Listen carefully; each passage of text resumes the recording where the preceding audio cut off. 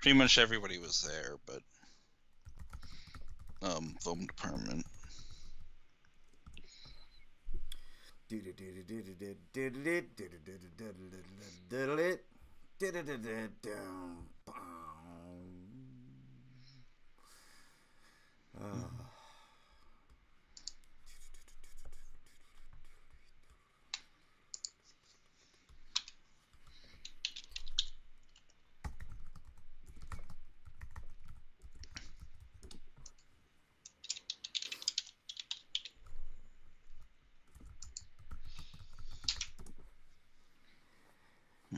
Cowboys from Hell.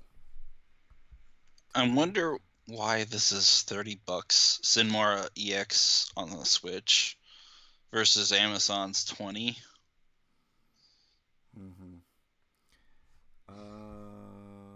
I normally wouldn't buy from Amazon because their shipping costs kind of make it pointless. So you might as well pay the $30. I'd probably be saving a little bit though.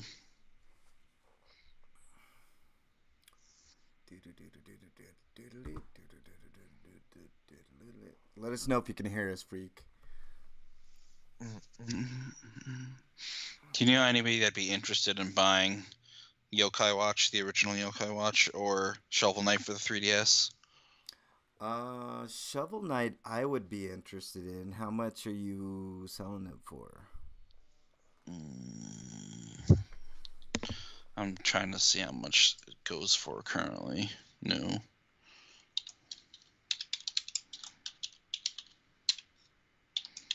So I was thinking of getting the physical version for the Switch whenever that gets announced. Oh, they're coming out with one for the Switch, huh?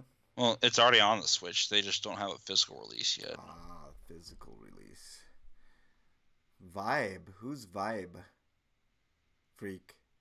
Tell me who Vibe. I have no idea who Vibe Vibrator. is. How dare you, Eric? Now, when I bought this, it was less than $30, but the price has apparently gone up because it's here for 35. Holy shit. No, that's Yeah, a little pricey for my. but I could sell it to you for about 15 to 20. So I make it 15, and then with shipping, it'd probably be close to that. Yeah. No, just go ahead and sell it, dude. I don't have money currently, Mm. but I will next month. I'm thinking if I don't have enough for my PlayStation. Vibe. Who's Vibe? Freak Five. Who's Vibe?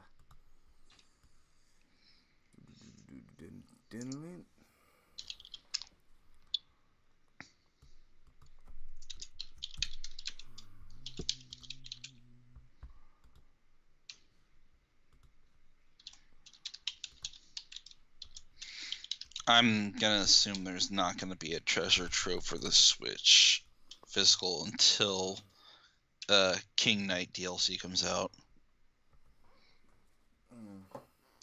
which won't be until next year. So.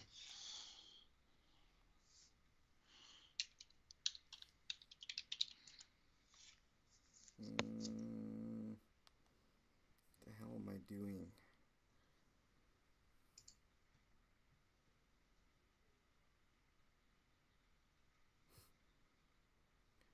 You know, I've never seen The Flash, not one episode, and I really should. It's right up my alley. I love that type of stuff, but I have not watched those series, and I know they're good stuff.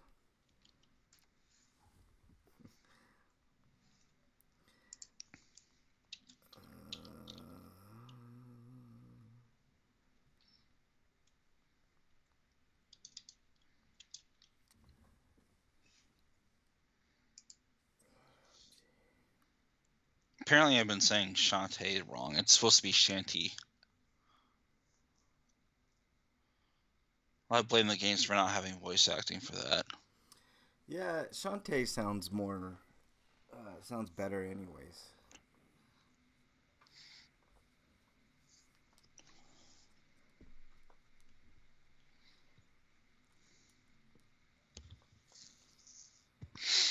Hmm.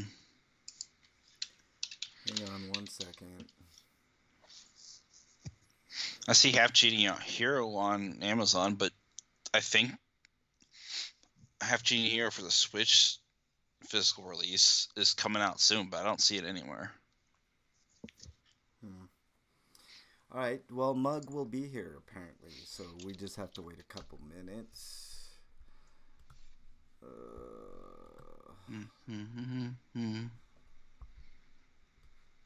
Okay, so you can get the standard edition of Axiom Verge. I thought it was just the multiverse edition. The what version? Multiverse edition. What is that? I guess it has stuff including like posters and shit, swag. I thought that was the only version, but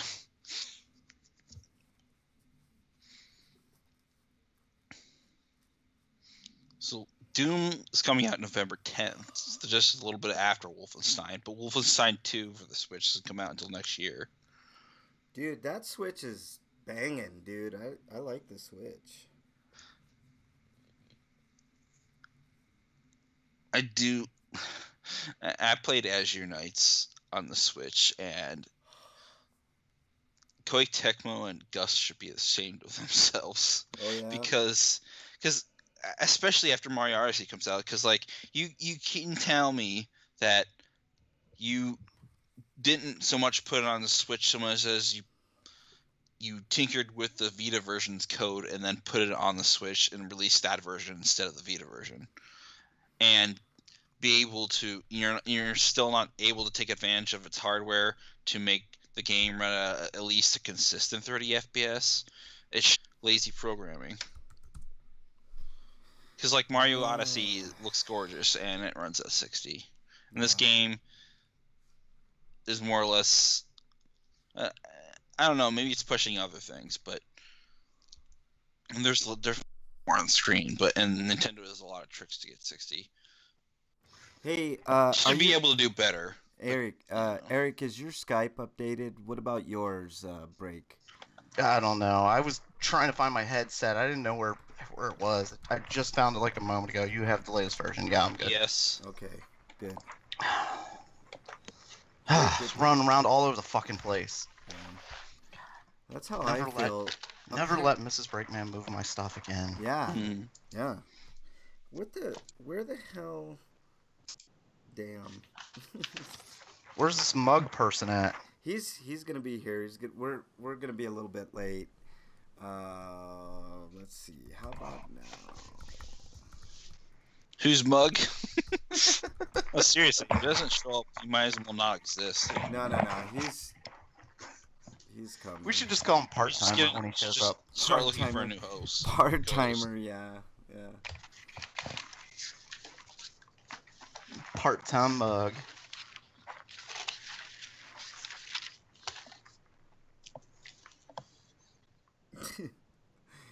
Wow.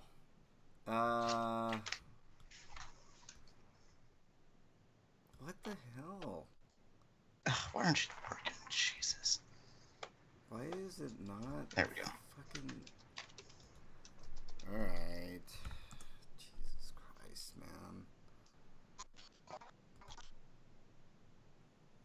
Why are we not live? That's what I want to wonder. Someone on Jesus. Something about Jesus? Gypsy Jesus. Oh. Someone on Twitter.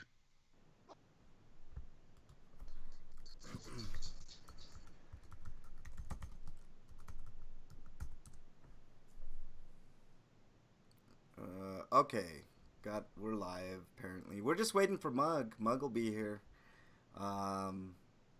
If you're joining us on YouTube, just hang tight for just a bit. We usually BS for a few minutes before we start the show proper. That's part of the advantages of being in the chat room on YouTube.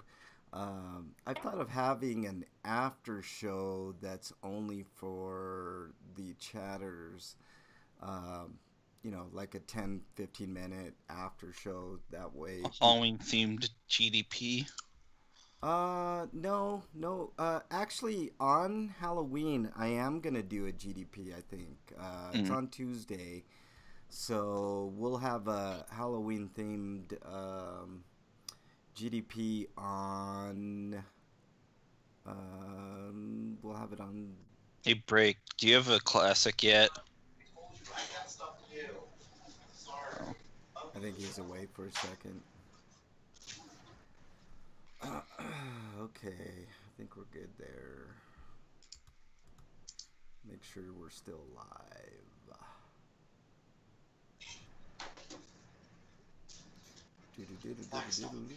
Yeah, it looks like we're live, so we're good. Hey, Break. He's still not there. Yeah, he's taking a second here. All right, let's see. Why do I not see anybody in the YouTube chat?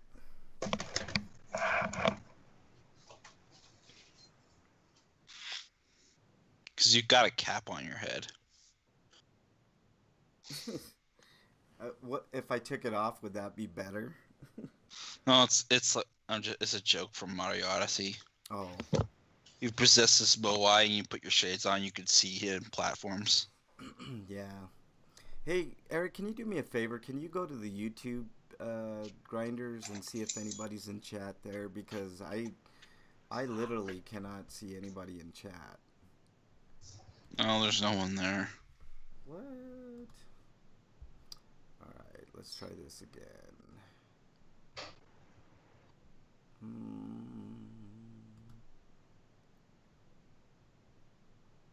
Okay, it looks like we're on YouTube. We still haven't started Freak 5, so the show proper hasn't started. I'm wondering why Bridget's having a hard time. I'm having a hard time seeing Bridget in the YouTube chat. Maybe now. Hang on. No, wait, I can't tell who's in the chat actually. I only see people when they type. Is anybody there? Apparently she's the only one in chat. She's telling me now, but let's see.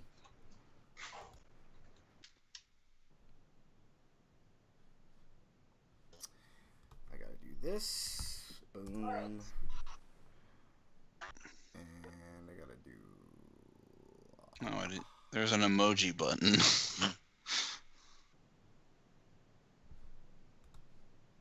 Maybe it's the view I'm looking at. Maybe I can see the other chatters if I switch the view. I have no idea how YouTube chat works. I fight with it all the damn time, literally. I can never see anybody in there. Yo yo yo yo yo yo. Hello. I typed in hello twice and I don't. I haven't seen that. You didn't? I don't No, know. but that might have been before I jumped in. So try something now. Let's try something else.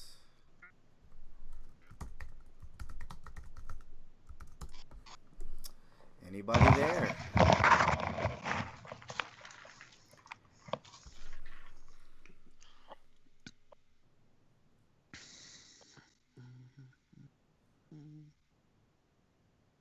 Yeah, I can't see anything from you.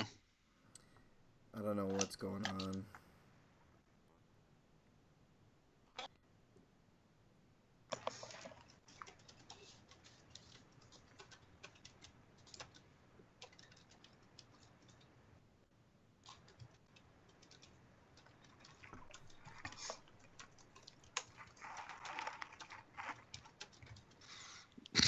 Darude Sandstorm is now a 16-year-old song.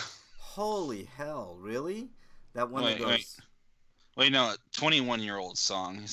I just saw a tweet. So Sandstorm can now legally buy beer. That's that funny. old. Oh, God. Why can I not see the motherfucking...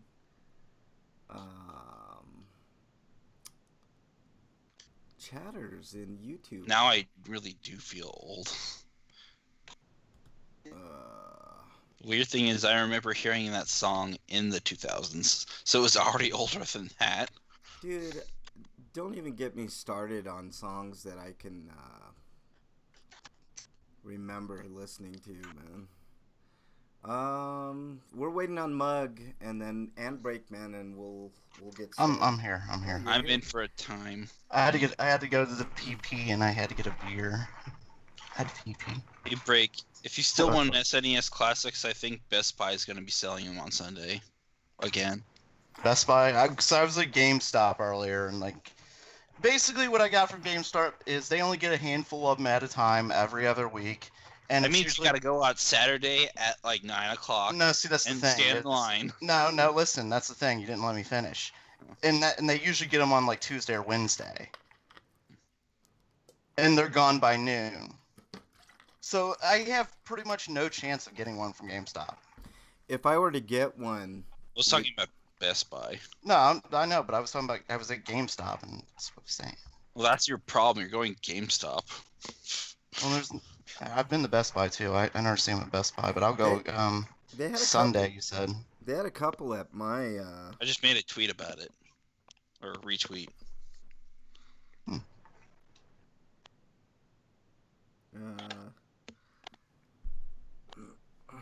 Anyways, I saw a couple at. I see that. Okay. I saw a couple at Best Buy. What was it, yesterday or the day before? It means they're gone now. Yeah, they're probably gone. I should have bought one just to resell it. How much are they reselling? Like 100 or what?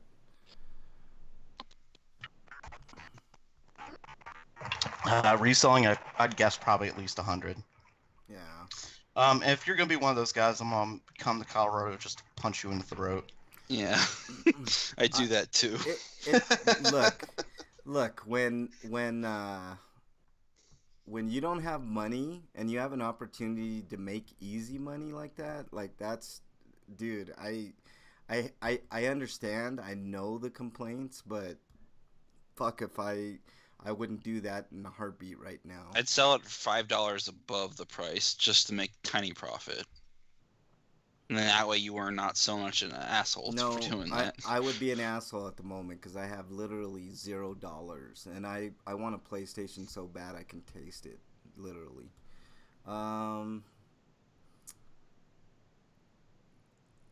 Let's see. Still looking. People have the idea that Nisa is getting Zen 3, but that's not going to happen. I'm pretty sure Xseed's already got that lockdown. I mean, for one reason, someone told us. We aren't going to say who this someone is, but I'm inclined to believe that. All right, did you tweet Outbreak? Yes, I did. Okay, cool. We're just holding on, waiting for Mug to get his ass up here, and then we'll get it started. That is hilarious. In the second to last episode of Dragon Ball Z, when they're all gathered and it's like before Goku trains Oob and the series ends, Goten's wearing a shirt that says his name, but it also said, instead of saying Son Goten, it says Goten's son. They fucked up. Huh. That's weird.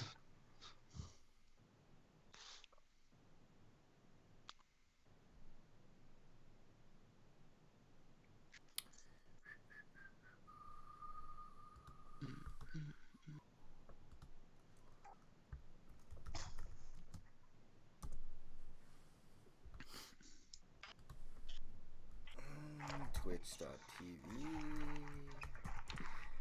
I know this is scintillating radio for anybody that's going to be watching this episode of Grinders on YouTube. Yeah, sorry, I was busy masturbating. Yeah, no masturbating. Why? Well, at least not till we start the show, dude. You know, I mean, you gotta give it a little bit of time to, like, you know, get in there and, you know, kind of work your way into it, you know. Let's see. All right. Yes, exactly. Okay, What you cool. said. Excuse me. Delicious. You play any Fractured Butthole? No, I don't have it yet. There's a demo. You could have played that. I don't want to play a demo. Yeah, I'm what's gonna wrong? get the game eventually. Does the demo like carry data over though? I doubt it. If it did, I might be interested in playing it, but I doubt it. Wyland's in chat. What up, Wyland? What up, Wyland?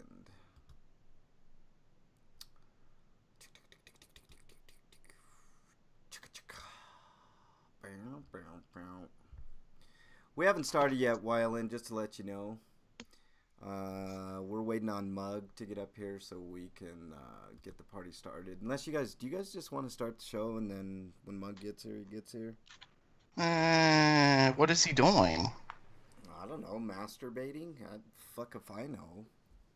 Why don't you go downstairs and be like, bitch, what the fuck are you doing? Get off your harmonica. Take the harmonica out of your ass. We got a show to do. Quit blowing on that skin harmonica, Mug. Even if it's yours? Yeah, especially if it's mine.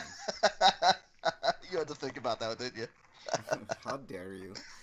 I didn't even know what that is, and I kind of don't want to know. Oh, it's pretty self-evident. Howdy, Wyland says, what up?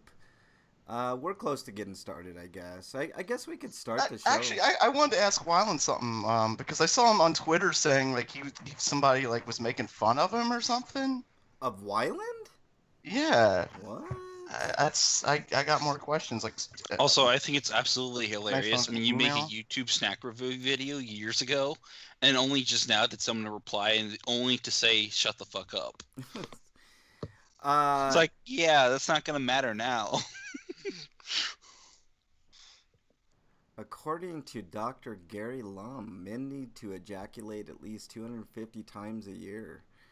That only works if you don't come dust, Freak 5. So 250 times a year. So you're saying I'm well above average. I'd get lucky to get one a year. Oh wow. Let's see. What are we doing here? Damn it! How dare you? We're still doing the werewolves versus vampires talk. Why not? We're gonna be doing some Halloween stuff today, so it seems rather appropriate. Team Edward versus Team Jacob. That's the end of the episode. Oh my God, no, it's not. I think the title of this episode should be Halloweener. Because we've never titled an episode Halloweener before. I don't know what Halloweener is. You know what a wiener is? Yeah. Do you know what Halloween is? Okay, now I know. It's like whenever you're not talking about dicks. What up? He said, Yeah. Guy thought Jim Sterling was making fun of him. Jim took a joke comment I made and used it in a video. What's that? And the response was Jim was him plugging in a merch store. All right. Mug is getting settled in as we speak, so I'll just wait for Mug and then we'll start the show. We're starting. Does Jim follow Wayland or something? What's that? Does Jim follow Wayland? I have no idea. What are you talking about? Jim on Twitter. Guy thought Jim Sterling was making fun of me. Jim took a joke No. comment I made and used it in a video. Really?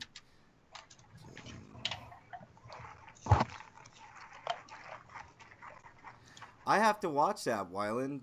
That's badass. Yeah. What a dick. Sterling. How dare he? I've tried to get Sterling. Wait, what was the comment of yours that he used in the video to talk back to this guy? Oh shit! There we go. Looks like Bridget's in the Twitch chat. So I don't know, guys. I'm thinking Twitch or probably Twitch is gonna be the best best chat uh, deal going. So, all right. Yeah, everybody on the internet apparently is serious, and if you try and make a joke, like you just, nah, people don't like that anymore. Yeah. All right. Trust me. Say it was about the fake review. What fake review? All right. All right. You guys ready? Yes. Oh, Hey, hey, dog. If you What's didn't up? know, according to Freak, Frank can't masturbate because of his arthritis. How dare you? How dare you? That would explain his surly disposition. How dare you? All right, here we go, guys. We're going to start the show a little bit late this time, so expect us to go a little over, most likely. All right, here we go. Unless we can just breeze through the news, which we never seem to do, so, but here we go.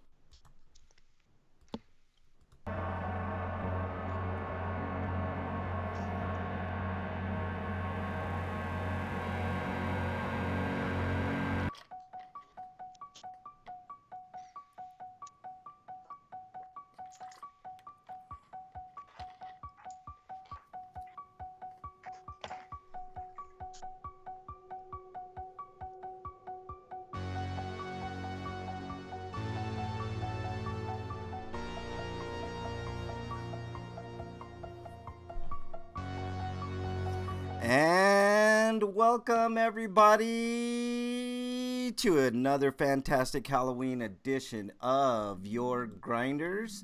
I am your host, Frankenstein Branches, alongside my trusty cohorts. I don't even know a nickname for you, Breakman. Breakman the Baddie. You should have written this out beforehand. Eerie Yeah. Eric, and the monstrous. It sounds like you thought about your name, and then the rest of us. Mug the Dude. harmonica demon lord. No. Yeah, there you go. It- And you it's- should have gone with like the Beastly Breakman. The No. eerie, Oh, RPG, Beastly. and the Beastly Breakman, I like that. And the monstrous monstrous mug. God. Yeah. Yeah, thanks for ruining it. I had it queued up. And, Whoa, and everything, whoa! but it's all good. Back that You- train you're- up. You're the Don't host blame of the him show. for ruining it. You're the one who stumbled. No, I know. And I just did that off the top of my head. no, I was gonna do monstrous mug, and I had Eerie Eric, but I forgot Breakman. So I had one for Breakman too, but I just Breakman the busted. no, Beastly's fine. Beastly Breakman. So And last Or break and, Wolfman. and ladies and gentlemen, last and certainly least, the flatulent Frank. oh, How about dare break you. Wolfman? What do you How think, dare you. Frank? Yeah, Say it, there you Frank. go, Frank. Yeah. How about Frank the crank. how dare you guys? Let's Here just get started. have, instead of Cranky Kong, we have Frankie Kong. Oh God, how dare you guys? How dare you all? I hate you all. You know I'd that? easily admit. I really hate Aw. you all. By all right, hate you mean love. let's get started Hey, with man, don't make me come in there and give you hate hugs. yeah. Oh Aw. God, don't even think about doing that. I'll throw up on you, man. All right, here we go, guys. Let's get started with the news on this wonderful Halloween weekend. We got plenty of stuff for y'all. Lots to talk about, lots in the news, lots of Halloween stuff. So let's go ahead and start the news, Eric. News is starting from RPG site. This is about Digimon Story Cyber Sleuth. Hacker's Memory is got a launch date for the US and Europe, and that'll be January 19th. And it'll be available for PlayStation 4 as digital only on the Vita. Surprised they didn't just push it to. Well, it's better than just doing a straight up shitty port from a Vita to a Switch, because they could have done a Switch version of this. Yeah. Which is All what Koei Tecmo did with Share Nights 2, and it's not that good. Mm. All right. I mean, I'm thankful that it's better performing, but they barely did anything to it. No. All right. Well, let's move on to the next story because that's kind of disappointing. Maybe this won't be disappointing. Breakman. Coming to us live from RPG site. Sway, the Ilvard Insurrection releases for PC on October 31st. It's by the way, It's zwei, the Zwei. German word for two. Zwei. Zai? Oh, okay. Also, No, I wish they could have just called it 2. Yeah, well, it's like the reason it's like it's the word is it's zwei, like z. It's pronounced Zwei. like zvai, like zwei. Zai. Okay. Yeah, but Like what's funny Steve is Vai. it's like zwei is like it's normally written with like 2 exclamation points, but it's like this is the second game in the series, which the first one never came out in the U.S. So they called this one the Ilvard Insurrection, which abbreviates nicely to zwei Roman numeral 2. Like, oh, that's cute, it's clever. Anyway, Okay. I got that review. All right. When I get done with that, there'll be a review of that. Sweet. All right, let's continue with the story. Okay. That is I like that title now. It's kind of clever. Yeah. Roman numeral 2 like that. I can't wait. Anyway, the Humble Store on October 31st for GOG and Steam and Windows PC. The game will launch for 10% off. The regular selling price is $29.99 in American dollars, $29.99 in euros, and $24.99 in pounds. The new HD port features visual improvements as well as 2,000 never before voiced lines in the English localization. Wow, that's cool. Yeah. So that's decent. Anyways, all right. I think that's all we need on that. Mug, next story, please. all right, coming to us from Gematsu. Reverie is coming to PS4, or at least it would do if my yay, finally something fucking loads up. Is an Earthbound and Legend of Zelda inspired action adventure game announced back in September for PS Vita, and it really, really looks like Earthbound. I know. I was gonna say it does look like Earthbound. It's kind of skirting the edge of like this goes a little beyond homage and where it might be considered kind of ripping off. Yeah, I agree. They are hurting from other 3 so badly they make their own games. Both the PS4 and PS Vita versions will be released first digitally with limited quantity physical editions to follow. Physical edition will include a manual, map, and physical soundtrack CD in addition to the copy of the game on disc or cartridge. Accompanying the PS4 announcement is the reveal of a new area called Butler's Cay, where the most notable landmarks are the cemetery and the church, which are based off of early New Zealand architecture and history, such as the Christ Church in Russell. Okay. That's the end of this. That is the end of it. But yeah, Okay. it is very, very shameless in its inspirations. I mean, it's even more directly, inspired by, I do that kind of scare quotes around inspired. It's even more directly inspired by Earthbound than Undertale was. Yeah. Freakenstein in chat says, I had a friend who, when she played Earthbound, her favorite food was cake, and her favorite thing was sodomy. Wow. That's, wow. So that's something Doc Sigma would get a kick out of.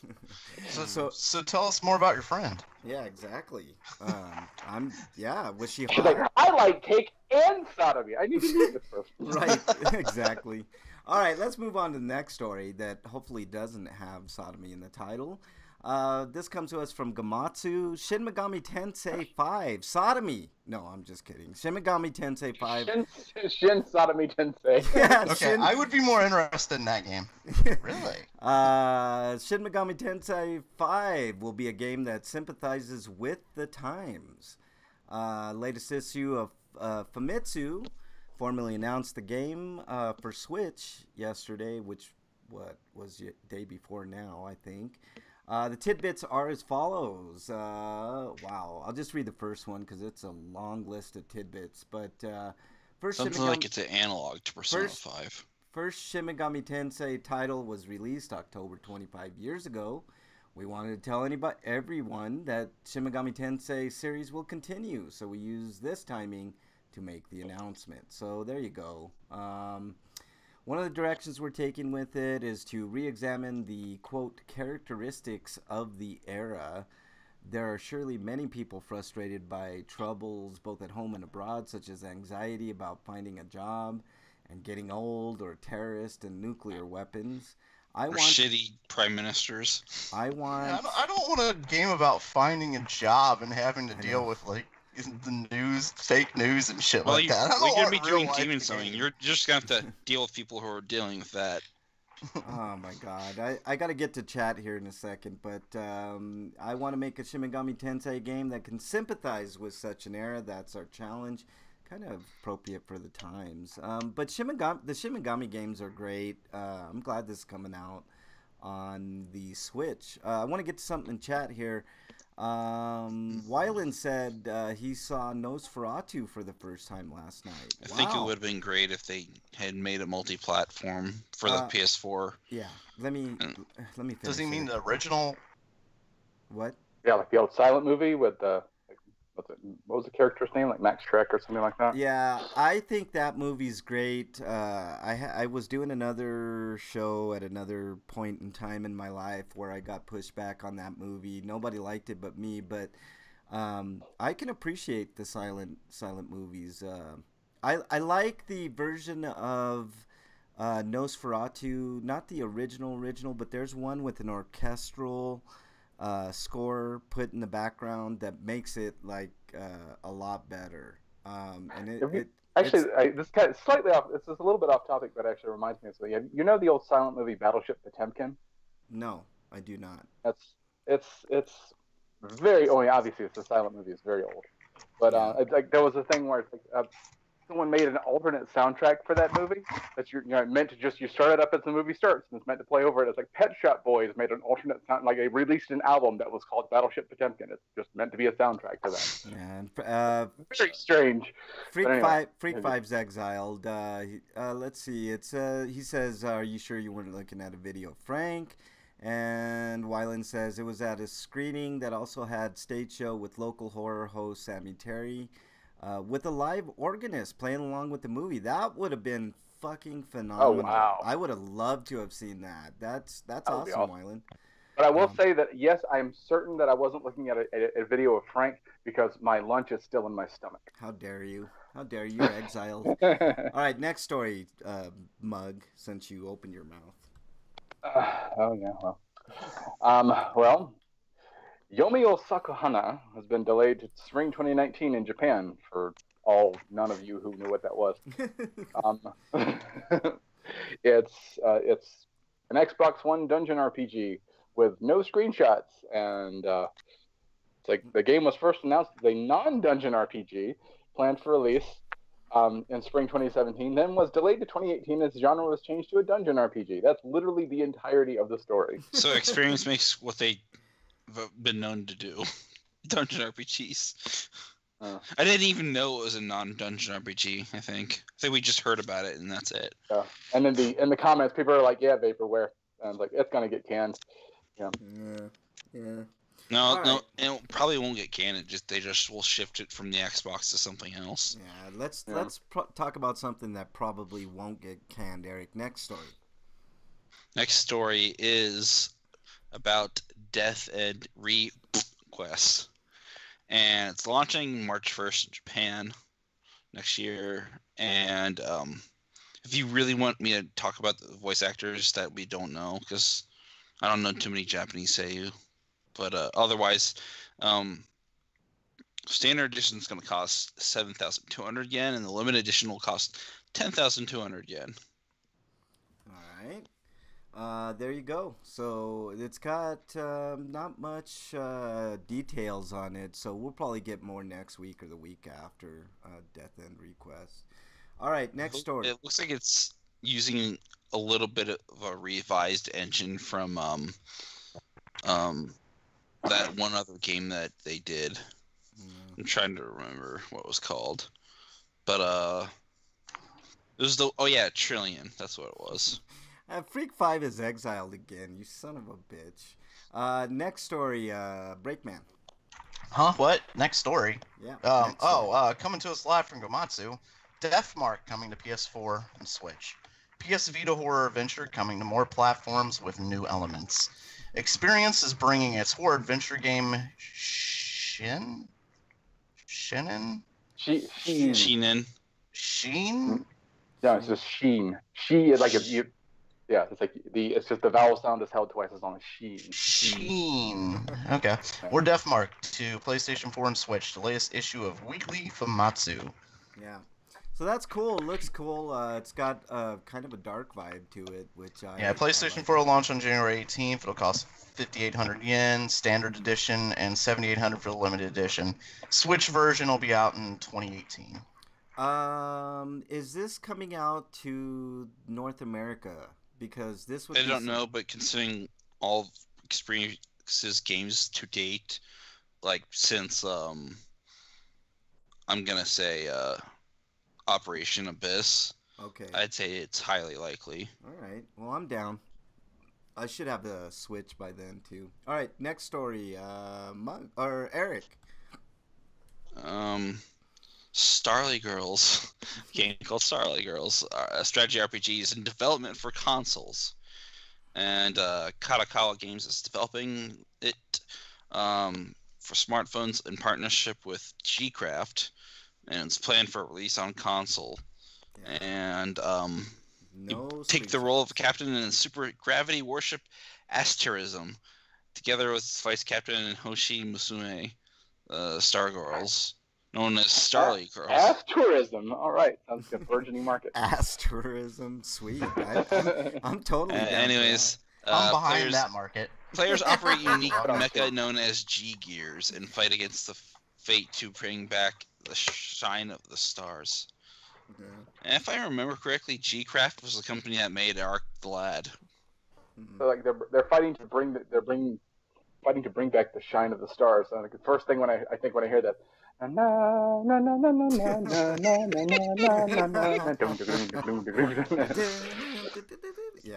that whole deal. All right, I need to play a Katamari Damacy in the sequel one day. Oh, Katamari is a great game, man. I love that. Good games. All right. Utterly bizarre and fun. Yeah, totally fun.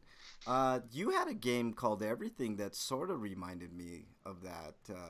At least it's got the same kind of visual. Yeah. To it. But everything was a very enjoyable game. Yeah, it's a great game. All right, next story comes to us from Gamatsu. Metal Max Xeno announced for the PS4 and Vita. Wow, this is the third update. I know we've talked about this before. The new. No, we haven't actually. I think we have had a story. No, we have not. I think we it's have. It's just been updated 3 times since the story broke. I think we have, sir. Anyways, we've talked about Metal Max before, but not this one. Oh, maybe that's something different. Maybe that's what I was thinking of. Let's see. New post-apocalyptic RPG teased for the PS4, PS Vita last week is Metal Max Xeno. Here's a list of the staff: Yoshimi Yasuda, Hiroshi Miyaoka is the director. The producer is Juntaro Kunu. Music is Satoshi Katakura. I should have given this one the break, man. Character design, Oda Nan. Monster design, Tsuji Yamamoto. So there you go. It'll be launching in Japan spring of 2018. So that's cool. There's new details about the game content, and you can look at all that stuff. I want to air my grievances of this game right now. Okay. I've not played a single Metal Max except for like watching footage of Metal Saga, but which is unfortunately the only Metal Max game we got in the US. And didn't do well because that one had a terrible translation that Atlas provided, and 2, it wasn't the best game in the series. And because the other games are far more insane and interesting, and this game looks like it's stripped off all of that. And judging by them adding Xeno to the title, it sounds like they're trying to go after Xenoblade Chronicles X. Okay. They'll probably fail. Don't judge it until you play it. I'm sure you'll play it, Eric. Yeah, but I think most of what makes Metal Max interesting isn't present in this game. All I heard was stripped. That's the only thing that I heard was stripped. So that's good. Next story. Speaking of strip, let's go to the next story. Breakman. Real quick question. A chat freeze for me? Is it still going? Because I think I've frozen. Still going. Damn it! I'm alright. I'm gonna have to get back in chat in a moment then. Yeah. Okay, coming to us live from Gamatsu. Mega Dimension Neptunia VIIR. Or does that mean 7? V2R. V2R is what they're. That's okay. V2R coming west in spring 2018. Mega Dimension Neptunia. That's idiotic. V2R will launch for PlayStation 4 with PlayStation VR. Yeah, I hate this name. It's basically Neptunia V2 with VR added and some tweaked gameplay mechanics.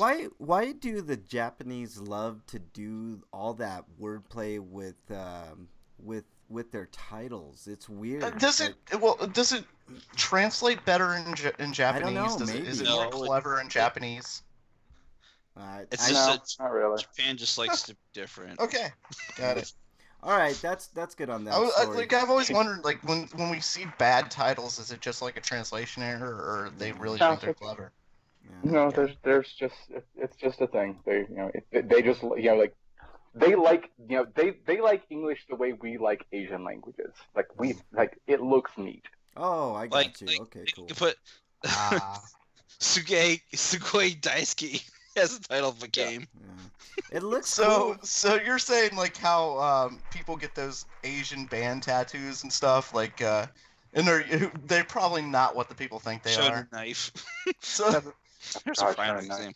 So you get like that. You get like one of those band tattoos, and they think it means like peace and love, and it probably means something like your penis or something. we're gonna see like the reverse in Japan. So there's Japanese men walking around with your penis. You'll see some very amusing shirts and stuff over there. Like I've seen one where it's like this red shirt with this bright and happy, cheerful font that says, like all down the front of it says, "I hate myself and I want to die." That's not even kidding. Which is actually awesome. A Kurt Cobain quote. That's morbid. And it's but like, fun. but my favorite bit of English that I've ever seen on a shirt belonged to my friend Chris. And it was this shirt that was just covered in it looked like scraps of newsprint, just bits and pieces that people have torn off of a newspaper, but it's all printed in this big collage kind of thing, with no real rhyme or reason behind it. But it's all in English text. But I should say it's all in English text. But the best bit of it was up on his left shoulder, and he pointed out to me, he's like, "This is why I bought this shirt." And it just says it has, it's not really big or anything, but it covers maybe about 3 inches of fabric. But it says, "Learnig," not learning, but learnig, N-I-G. Learning 10 brings B-R-I-N-G-S brilliance. Okay. Applause. Is learning like an egg? The learning egg. Learning. That's it. I found it. I found the apotheosis of English. This is perfect. It will never get better than this. Right on. All right, let's move on to the next story from Gamatsu. Dragon Ball Fighter Z. It's just fighters. The Z is a stylized S. Oh my god! Fuck this shit, man. It is what it is. It's Fighter Z. Whoa! It's like Dragon Ball can get away with that. No. Listen. Again, Dragon Ball Z. I mean, that's.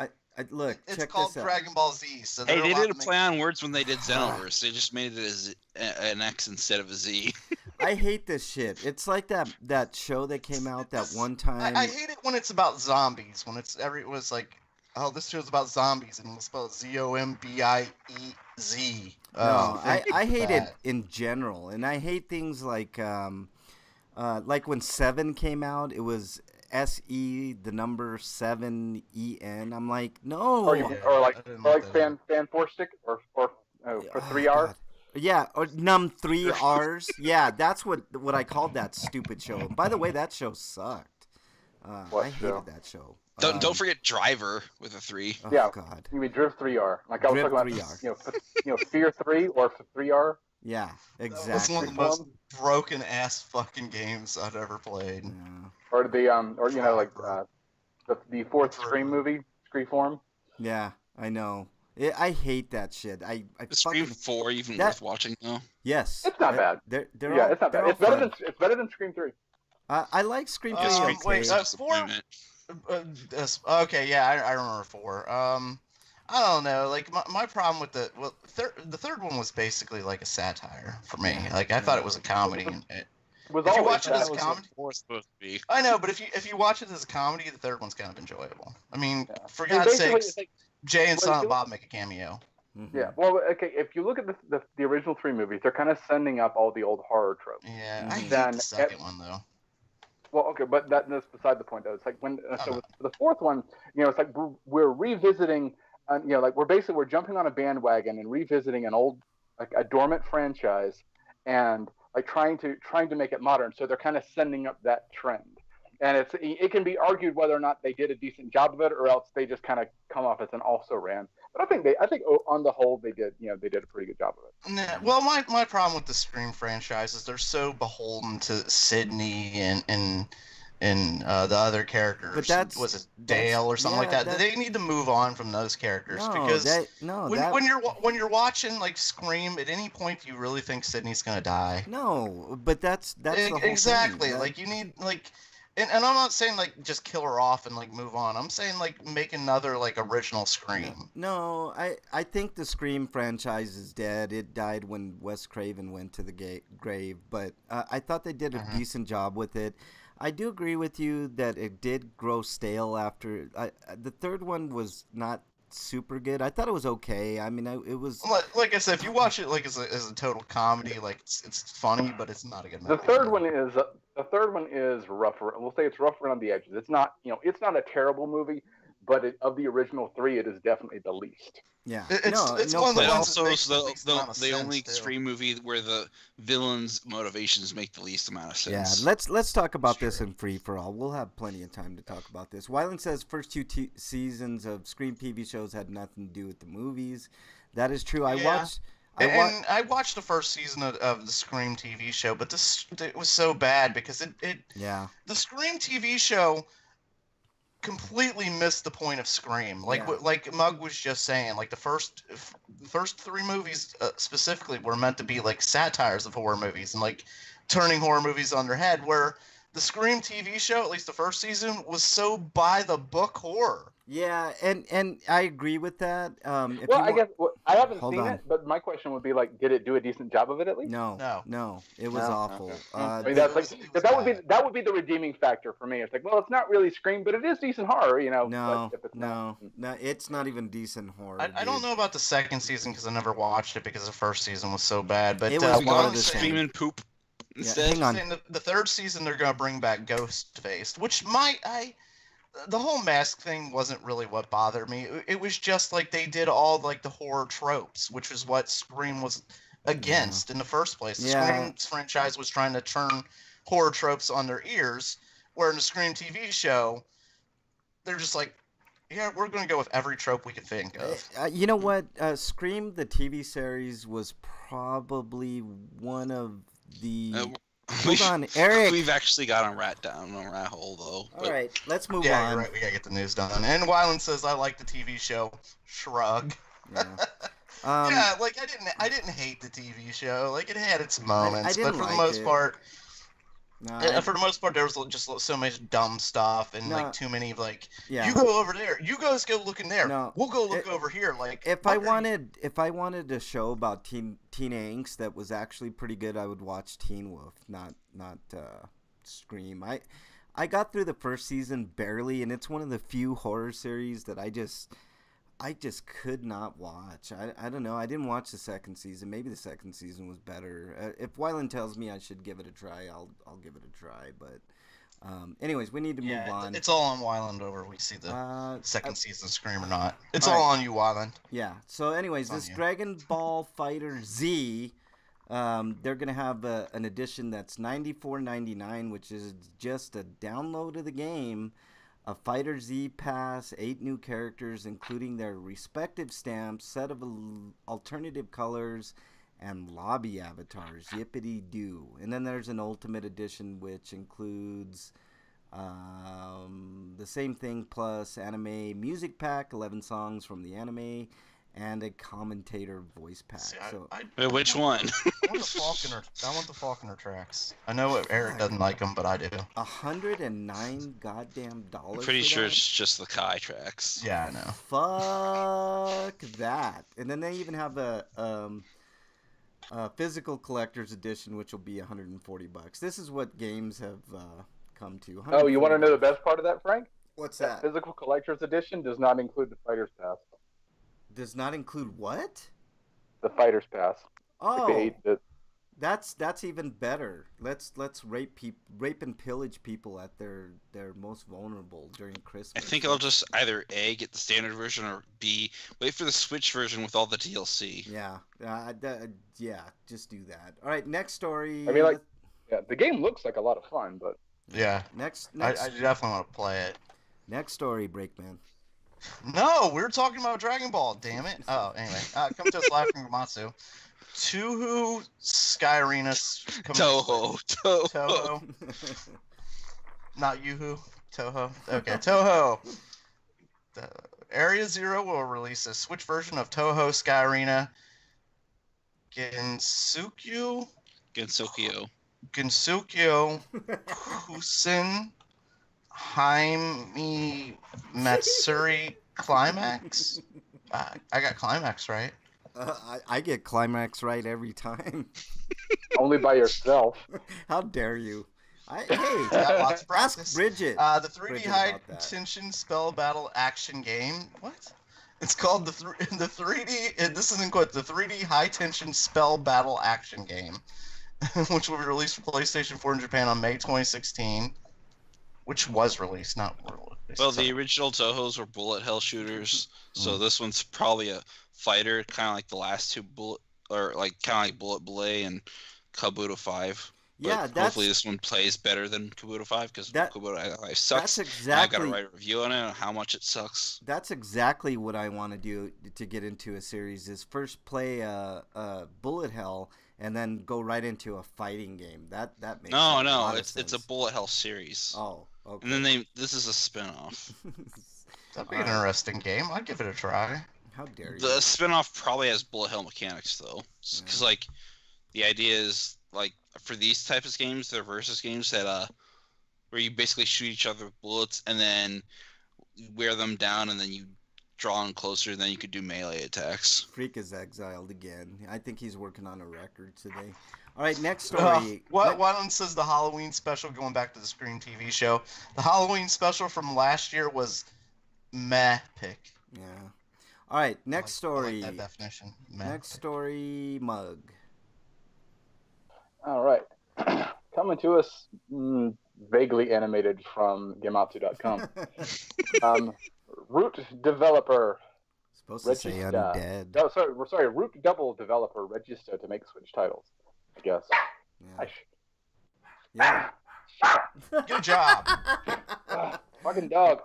That's awesome. Like the dog nudges the door open to look at me and then starts barking. Starts barking. Yeah. He's expecting me. She was expecting me. Yeah. All right. Anyway, the Register, the visual novel studio behind the Root Double series and the Nipponichi software to produce Exile Election, 2016 again, will develop titles for Switch, it announced on Twitter. The limited company Register will develop for Nintendo Switch. We are starting work on the development of the existing titles as well as original titles. Please look forward to the announcement of more information. This is non-news. Register's current lineup of upcoming news consists of birthday song Ai o Tau Shinigami, means the reaper that sings love. Another record and Starry Sky Winter Stories for PS Vita. Above there, never mind. Yeah, so this is a non-story, man. It's a story about Moria. I have a question. Does Frank have a jar of peanut butter by his desk? How dare you? Calls the dog. He does have a jar of peanut butter in his room. Uh-huh. How dare you? How dare you? It's just sitting there, dude. It's right in plain sight. I know, like we're not saying anything. We're just pointing out a fact. Oh, that's all. Let's you have move on. you have a this jar show's of peanut butter goddamn suspiciously show. placed next to your bed, which is just weird. This goddamn show is a train wreck today. Let's move on to the next story. Breakman. Coming to us live from Gamatsu. Full Metal Panic. Because Panic has an exclamation point in the middle of the fucking name of the game. You have to say Full Metal Panic! Yeah, Full Metal Panic! Fight who dares win. Who dares wins. Which is a mercenary quote. Not mercenaries. Marines. This may be the most absurd title yet this year. Yeah. Full Metal Panic! Fight who dares wins.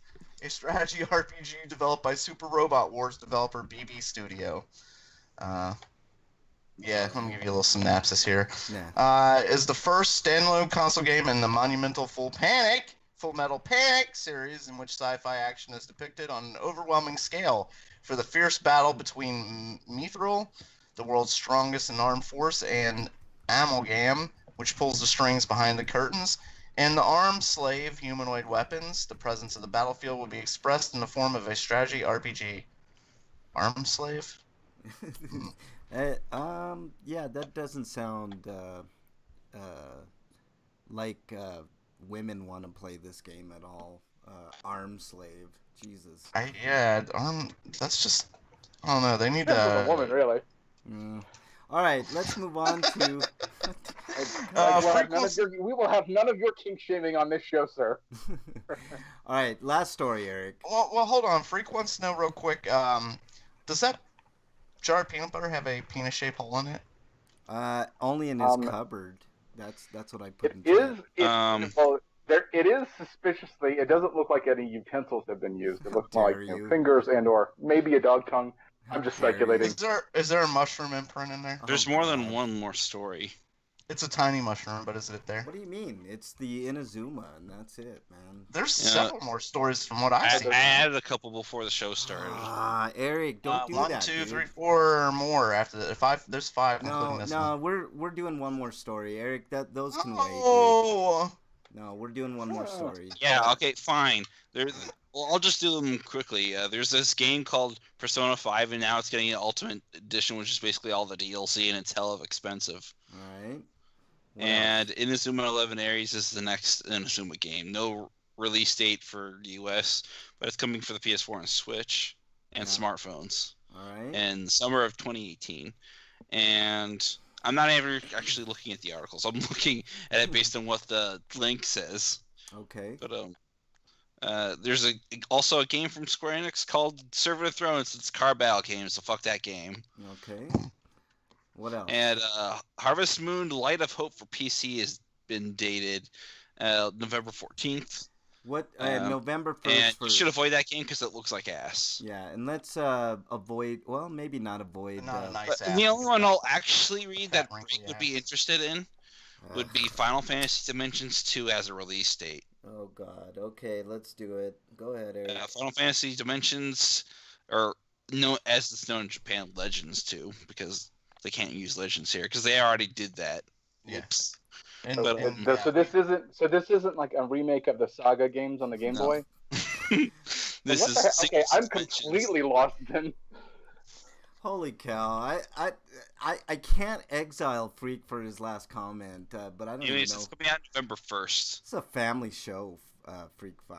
And looking up prices, it doesn't say what the hell article. You couldn't get that info from Square. Of course not.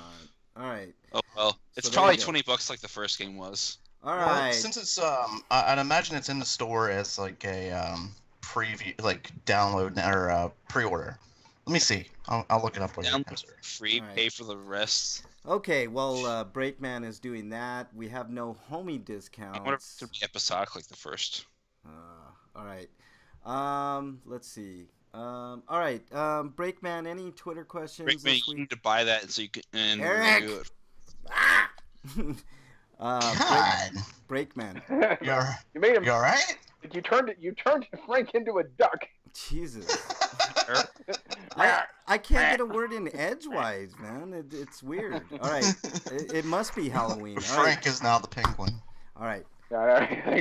Any Twitter questions or comments? No, there's actually nothing in Twitter. All right, nothing there. What have you been playing? Let's start with Mug. Really, the only thing I've been playing has been South Park: The Fractured But Whole, and I'm not liking it as much as I thought I would. Oh wow! Is there major? I don't want you to spoil because we all. I'm not going to spoil anything. It's like there's no major problems with it. It's just it plays things incredibly safe. It's, okay. Really, it's if you like Stick of Truth, here's more Stick of Truth. The combat is, they've changed things up, a little bit, but it's not. It's it's perfectly functional, but it doesn't feel essential. It's just like okay. And if you were if you're really only a fan of like the older South Park seasons, and you don't care much for the newer seasons, you're probably not going to get much out of this game because it's. I think everybody's kind of evolved with that series. I think we'd be okay with it. I haven't watched South Park in years. Yeah. I mean, I know a lot of people who are just like, yeah, I like the old shows, but they don't like their new format where they do like 10 episodes and it's all one long continuity. Yeah. Mm-hmm. Hey, Dungeon Buster just joined us in chat. What's up, Dungeon Buster? Freak says he's been playing a beta test of Fortnite on the PS4 and Friday the 13th. I heard some good things about Friday the 13th. You have to watch the episode that was a prequel. What are you talking about? South Park. I didn't. I haven't watched the. I've seen the episode, but I haven't played the game. Yeah. All right. I doubt you need it to play it. But... Long story short, I mean, it's fun and it is funny and everything, but it's just like, oh, okay, it's just more of the same game basically. Get it on sale. Yeah, and that's kind of my impression. I was like, I paid full price for it. I'm glad I didn't get the season pass. And so I was just like, I would have been just fine getting this game later. Yeah, Dungeon Buster says he doesn't watch South Park, but he got the humor. So there you go. And I'm gonna get it at some point. Like I just, I have no reason to run out and get a game just because this is the day it releases. Like it's still gonna be around in 2 months, 3 months, a year, whatever. The same game is still gonna be there. Looks like Freak is having a good time with Friday the 13th. We'll be talking a little more about that game a little bit later. All right, that it, Mug, for your playing session? Yeah. All right. Yeah. I did play a teeny tiny bit of Guilty Gear Xrd Revelator. Yeah. It's a fun game, but it's like I don't know that I could. I like and I respect Guilty Gear as a franchise, but it's not. I don't think it's a series I could ever seriously get into just because the combat system is so nuanced. Yeah. It just like there's a very the skill floor is very high.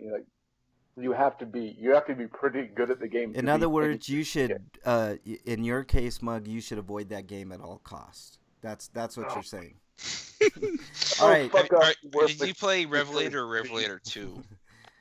No, there's Sign, Revelator, and Rev 2. But it's just Rev 2 is basically just Revelator, but with extra stuff. Is Soul Bad Guy still in it? Oh yeah, he's still the main guy. Yeah. Nice. All right. It's not like BlazBlue where they ended wrong the story. Yeah. I think what's funny is it's actually, and I was like, when my friend Chris said this, I was like, really? Why do you say that? Like, that's because that's how it's written. But it's BlazBlue. The Z is silent. Oh. It's supposed to be BlazBlue. Yeah. A silent Z? All right. Yeah, it's like Buru.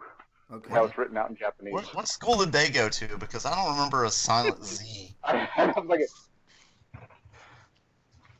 I've taken a few silent P's in my life, but Well then. Almost every P is silent with you because you sit down, Mug. So there's that. All right, let's move on here. I played a little bit of Marvel Puzzle Quest, of course, and Stranger Things. They came out with a new character, which I'm not going to spoil for anybody that wants to play that game. I haven't even gotten that character yet, though, so it's cool. He's been studiously ignoring Salt and Sanctuary and Metroid Samus. I totally am. I've been on the Stranger Things, and I've actually been doing some cool things with Marvel Puzzle Quest, but it's kind of a boring game to explain to people like what I'm doing, so I don't even bother. All right, next story, next person, Eric. What? Next story? No. Breakman. What have I been playing? Broken the show. I just derailed the I was in the middle of typing something. Yeah. But I've been playing a little bit more Color X Malice, although I put that down quickly this week to play So I played a little bit of eating or something. There's some scraping or somebody's scraping something. That's not me, but whatever. But outside of that, I played a little of Knights of Azure 2 for the Switch. And it's not as good as the first game. The first game was fun and interesting, but flawed. but they managed to make the game somehow worse. And apparently that's across the board and not just the version I'm playing. Although the problem, some of those problems are probably more pronounced on my platform. All right. But the review of that will be ready, like probably next week. And I played a little bit of Zwei, the Ilvard Insurrection, and did the first dungeon of that game. And it's one of those games where XC, it's probably the first game that XC has produced that's actually made me feel a bit uncomfortable, because the very beginning of the game, the two main characters are in a restaurant eating, and they have a Chinese waitress, and she's talking in the stereotypical Chinese English. And I was like, why did you feel that it was a good idea to do this? Mm-hmm. I'd have to see the original Japanese, because odds are, if it's done anything like if they had a written with broken Japanese, if you look at like the old Ranma 1/2, like Shampoo, like she was written as she spoke in like broken Japanese, and so Yeah, that's why they carried it that's over. when you go, that's not good. Let's change this. Well, it also depends on who it is, like, because if It's like, did Tom Schultz like fight for this? Because I suspect he did, and I suspect he's also a racist. No, he's not. The thing is, his big thing is he doesn't like changing shit. What he sees as unnecessarily. Like, authorial intent is his his bugbear. So you mean like he doesn't like change, like gender swapping a character or something like that? Yeah, it's like he doesn't, when it comes to, specifically when it comes to localizing games. I mean, and Tom and I have talked to these. I'm not anti-censorship, but I'm also anti, let's not do these terrible things. Well, that's the thing. It's like he tends to regard, he tends to regard editing a game for content, as like that, falling a little too squarely in the censorship category. And I'm like, and it's, and I'm not gonna make his point for him. He's not here to speak for himself. But that's, that is what I've gathered from him. And he can put forth, he's a bright guy. He can put forth a much more nuanced argument in favor of his position than I could on his behalf. But I'm like, that's where he stands, and he has some, and like, when we've talked about it, it's like there's stuff that'll say like, I'm not behind you. It's like, I don't think you're thinking far enough ahead with this, but I agree with you on this. But yeah, that's basically like kind of his attitude, and that very well may be. I don't know if he was involved in this particular game though. All right. Anything I else? do know that he had that problem with like it was Strip 2, which caused him to be delisted from the credits of every game he works on from now on.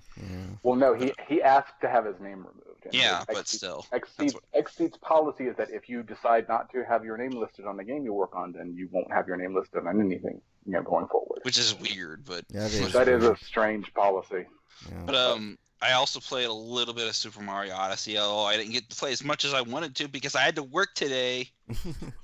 Is it as like what's funny is like I'm not a Mario fan. Never have been. I've never actually beaten a Mario game. Oh, but God. I will say that like the stuff I've seen of Odyssey has kind of piqued my curiosity. Have you really played wanna play Banjo-Kazooie, and did you like it? I've never played Banjo-Kazooie. It's kind of like that though, where the world's kind of open, and every time you collect the moon, instead of exiting the level, which is stupid, you just keep playing. My impression of everything I've seen of Mario is the word fun. Yeah. It just looks also, fun. unlike Banjo-Kazooie, it doesn't have the weird whatever the that characters was. talk. I mean, they'll still do stupid Simlish gibberish talk, but it's not going to accompany every single line of text. All right. So Mario still I also played a little bit of Creeping Terror. What is that? Is a horror adventure game, which you might be interested in. Yeah. Creeping Terror is what happens every time Eric eats pizza. Eats pizza. So it's not a romantic game. Oh. No. All right. I'll play Mario Odyssey eventually too. Yeah, Me too. that's gonna be one of the first games I play on that system, man. If I get a Switch, that'd be the first game I'd buy. That system is getting more and more attractive to me because I'm a Nintendo fan, but wow, That game looks incredible. There's, I mean, even the Zelda game looks incredible. There's all kinds of shit that you can play on there. I can't. When Metroid comes out on that system, it's a must get for me. All right, next, Breakman. What have you been playing? Nothing new. Final Fantasy, Fallout 4, Record Halo. Keeper, and Fallout 4 and Halo 5. By the way, it's Halo 5's second anniversary Oh, wow. this weekend. I'll So say, I've been playing so are you playing? I'm assuming you're playing multiplayer. Yeah. Okay. So I was like, There's a bunch of like single player achievements and stuff I could do, and I don't think I think there's a bunch. You just cut We out. just lose you. Yeah. No, my Oh. mouse fucked up. Anyway, there's a bunch of single player stuff I could still go back and do and play some maybe like multiplayer for the story and stuff. But I've never really been interested in that. After I beat it, it's like, okay, I got what I wanted now. I just want to play multiplayer. Yeah. I just want to kill people. Yeah, that's the way to do Lots of it. people. Like I said, I played Stranger Things and Marvel Puzzle Quest. I have a really quick review of the first episode of Stranger Things season 2. It's, Spoiler. I'm not gonna spoil. All I'm gonna say, because I won't do a full review until I watch I all can't of wait it. How many episodes is it? It's 9 this season, so that's really cool. I think it was only 8 last year, right? Yeah, it was only 8. was it? I thought it was 10. No, 8. I was really surprised that they didn't go to a full 13, like a full season. But Well, to 9. be fair, the episodes are like 45 minutes long, so that's like 2 episodes. I'll take it. It's really good. And I gotta say that from what I've seen, there are a lot of shows that 13 is too many. So if they thought 13 was too many, if they got to choose and they decide this is the best way to write the story, then good. I don't think they got to choose. It was for budgetary reasons, but honestly, they could. Voltron's only 6. Hold on, dude. The last one was 6 Can I finish too. a point? that I was haven't annoying. finished one sentence this show. Whatever, Frank. It's Stranger Things. I don't think that would hold merit for this show because there's so much territory that they can cover. So I think 13 would have been fine for this show. But I understand what you're saying, Breakman. There are certain shows that you're like, why did you do 13? It's weird. But this show, Yeah, and then there are those episodes where they don't know what to do, so Yeah, they they kind don't- of add content, Yeah, they And don't do my anything. best example is the show 24. Yeah. A lot of times they didn't have enough content for 24 episodes. Yeah. So they I only things watched like, the first 2 seasons. But, yeah. I liked well, 24. if you watch the quite a first bit. season, like the cougar and the woods type scenario and stuff like that. Like, oh my god, like really? They had to What does pass. this have to do with anything? It's really hard to make a show. I give the producers. Can a I say I hate 24 because that propelled I give Sutherland, and producers Sutherland's not getting credit. a bunch of roles that he doesn't deserve, like Eric, playing a snake. You're in fucking you're Metal talking Gear Solid. right over me, dude. Like I was just in the middle of a point and you talked right over me, man. I need to get my point out, otherwise, ether. All right, let's move on.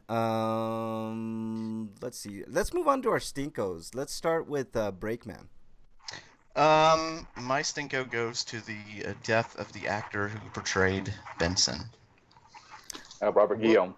Oh yeah, that's sad, dude. Oh, you know what? I forgot your review, Mug, of 1922. I just saw that. We'll do that after the stinkos. All right, I'll get back to you. All I right. promise. Yeah, that sucks, Breakman. I heard about that. He was in a lot of movies. Yeah, and see, shows. he was a lot in a lot of stuff, but it usually is like bit part and stuff. Yeah, You would- character he's- actor. he's one of those guys most- you'd recognize immediately, but you probably wouldn't Well- know his name. Yeah. Well, if you heard his voice, your immediate thought would be Rafiki from Lion King. Yeah, Rafiki from Lion King. He Rafiki, he knows the way. He Yeah. was also in The Love Boat, if anybody remembers Love Boat, which they Nope. probably don't. But I do. The Love I Boat. remember the show, I just don't remember watching it. Oh, God. I used to watch that show all the Making time. another run. Oh, God. That's awful, Mug. Don't ever sing again, man. Please. The Love Boat. All right. Something exciting for Oh, God. everyone. Yeah. Jesus Christ. Anything else, Breakman? Nothing. No, that's it. All right. Let's go with Mug. Your stinko. I don't really have a stinko per se. Okay. You know, All right. I'm not feeling as well as I would like to, so my throat is sore. But there's my stinko. All right. But, Let's go with Eric. Your stinko of the week. I don't have any this week. No, none this other than having to work on Saturday. All right. Although I guess it's not that much of a stinko because I do have a car I need to pay off. Yeah. All right. My stinko is that. This one's old. It's from last week. Okay. You done, Eric? Yeah. All right. All right. My stinko this week goes to. This is gonna be kind of a weird one. It's Trump again. He's an all-time like Hall of Shame stinko. But this time he gets it for declaring a state of emergency for the opioid crisis. Now, there's been news, which ties into my sweeto, so I'll do kind of both at the same time, that there's going to be an indictment on Monday with somebody for the Trump campaign. I'm almost certain it's Paul Manafort, but I hope, beyond hope, it's Michael Flynn. Those are the two names that have been coming up quite a bit. But the reason that I'm giving Trump a stinko this week for the state of emergency on the opioid crisis is because it's a clear distraction from what is really, really going on in that chaotic White House. And besides the fact, I think this is going to be used as an excuse to ramp up the Jeff Sessions and his crusade against all kinds of drugs, and including marijuana in the state of Colorado, which is ridiculous because it's fucking legal here. And Jeff Sessions is a piece of shit Keebler elf that if he were to die right now, I'd be like, cool. The world's a better place. So my stinko goes to Trump for trying to distract us from important shit that's going on right now. And so, yeah, my sweeto is also the indictments. I think we're almost at the end of this nightmare, to be honest with you. Sweetos. Yeah, right. You wish. I'm hoping. Look, we got all those lawsuits are starting to come back. I don't know what happened in the first place, but all the women accused him of sexual harassment. He settled. And I know, but he still denies that and everything, and people believe him. I don't know. Look, they need to catch him red-handed doing something. The ultimate. The ultimate thing that I can say on Trump is I want to see that dude in handcuffs, and I hope that day comes. If it does, I don't think there'll be a happier human being on the planet than me, because he's one of the worst things to happen in the United States since, I don't know, Nixon, maybe even, I can't think of, maybe George W. Bush, but golly, man, Trump is just fucking nightmare. I would say it's the worst thing since Reagan. Yeah, that too. You can say that. Absolutely. I totally agree. I think we're pushed back 20, 30 years on race relations with Trump. It's just fucking sad. All right. I just watched the TYT video on the on the opioid state of emergency thing. Yeah. That he only did that so he could say he did something about it without actually doing anything, because the budget for it is pitifully ridiculous. Yeah, he's all about bravado, and he's done nothing, absolutely nothing. Well, the thing is, we also have to bear in mind, Trump is literally 100% surface. There's no he is an inch wide and rather it's a mile wide and an inch deep. That is Trump in a nutshell. Yeah, I saw a video of a guy basically describing him as the middle finger of America's right hand. And Frank, you don't have to. You might not have to worry about him getting impeached, because his supporters, haven't you noticed, have been dropping left and right. He is losing. His hold over anybody. The only thing Trump has going for right now, Breakman, is his base. He has a very strong. He does have a base, but he is losing his support, and I'm saying Congress and in the House and stuff like that, but which he didn't have much support to begin with. Look, this is the scenario. This is the scenario I've been warning you guys for a long ass time about the turning point when somebody becomes a dictator. If you look into history, in the history of the world and all the dictators, there's an exact turning point when the country became a dictatorship. I believe right now is a very perilous time. That's why I'm hoping that these indictments kind of speed things up, because there will be a point where Trump will know that he's fucked unless he does something extreme like become a dictator. He doesn't have that much power, Frank. No, He really doesn't. look. He doesn't right now, but as soon as he gains control of that military, which I know is kind of a tough thing to do, but if you look at the former general John, what's his name, John Kelly, that guy is just as bad as Trump. All right, he has the same views. He's just a little more reserved than Trump. He's not as brash. He's calculated. And if he can turn somebody like that into his favor that's currently in the military, which there's plenty of people that have the same values as Trump in the military, then we're in for a world of hurt. But until that day happens, I'm hoping that these indictments do something that kind of spur the impeachment process along, and get him the fuck out of there. I don't think there's anybody now, after everything that's happened, that can honestly look me in the eye and tell me that Trump has done anything good. He's done nothing. Even no, but I still think you're crazy if you think he's going to recruit the military and take over the country. Hold on, I didn't. You're not paying attention to what I'm saying, Breakman. I don't. No, I don't. I summed it up. Look, I don't think he's going to, but I think the very real possibility of that happening is there. And if we sleep on it, like we slept on the election, then guess what happens? We get hit in the face with something that hurts really bad. Whoa! We didn't sleep on the election. The American public said no. No. We've set up this system, this broken system of the electoral college, and where one person's vote counts. Hold on. Frank, I don't like letting you talk. We've got this. How dare you? I'm sorry. No. I'll stop interrupting. No, that's fine. I'm just saying, like we've slept on the election, and even though there was a majority of people in this country that said no to Trump, the electoral college gave us a big fucking finger. And you know what?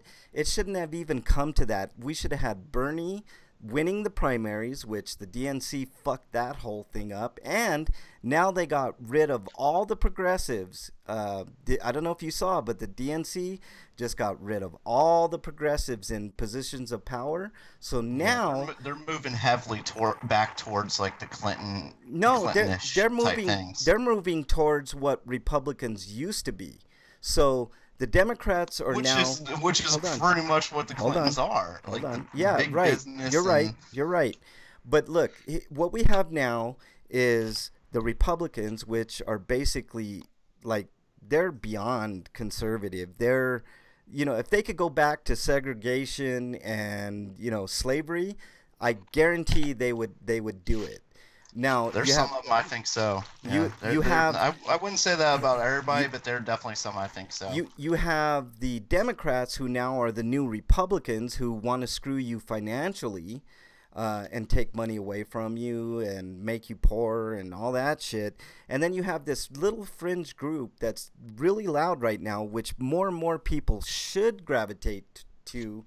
I'm talking about the people that back Bernie Sanders. I'm not saying he's the ultimate savior, but there is no chance in 2020. He's independent, and he's something different from what we usually get. There is no chance whatsoever that we are going to get in 2020 a Sanders Warren ticket. I'm calling it right here, right now. The DNC is going to screw him again like they did before. And this time, if he runs again, he won't run as a Democrat. I hope not. I hope he runs as an independent he switched back to independent like immediately after election. But the problem was, because of like the stranglehold the Republicans and the Democrats have, it makes it really hard for a third party. That's what I'm saying. Like it's a shame It's what's a little going on. con because- game they've played on us over Yeah, the years. and by the way, I think it was either the Senate or the House just passed their blueprint for screwing lots of Americans out of a lot of money.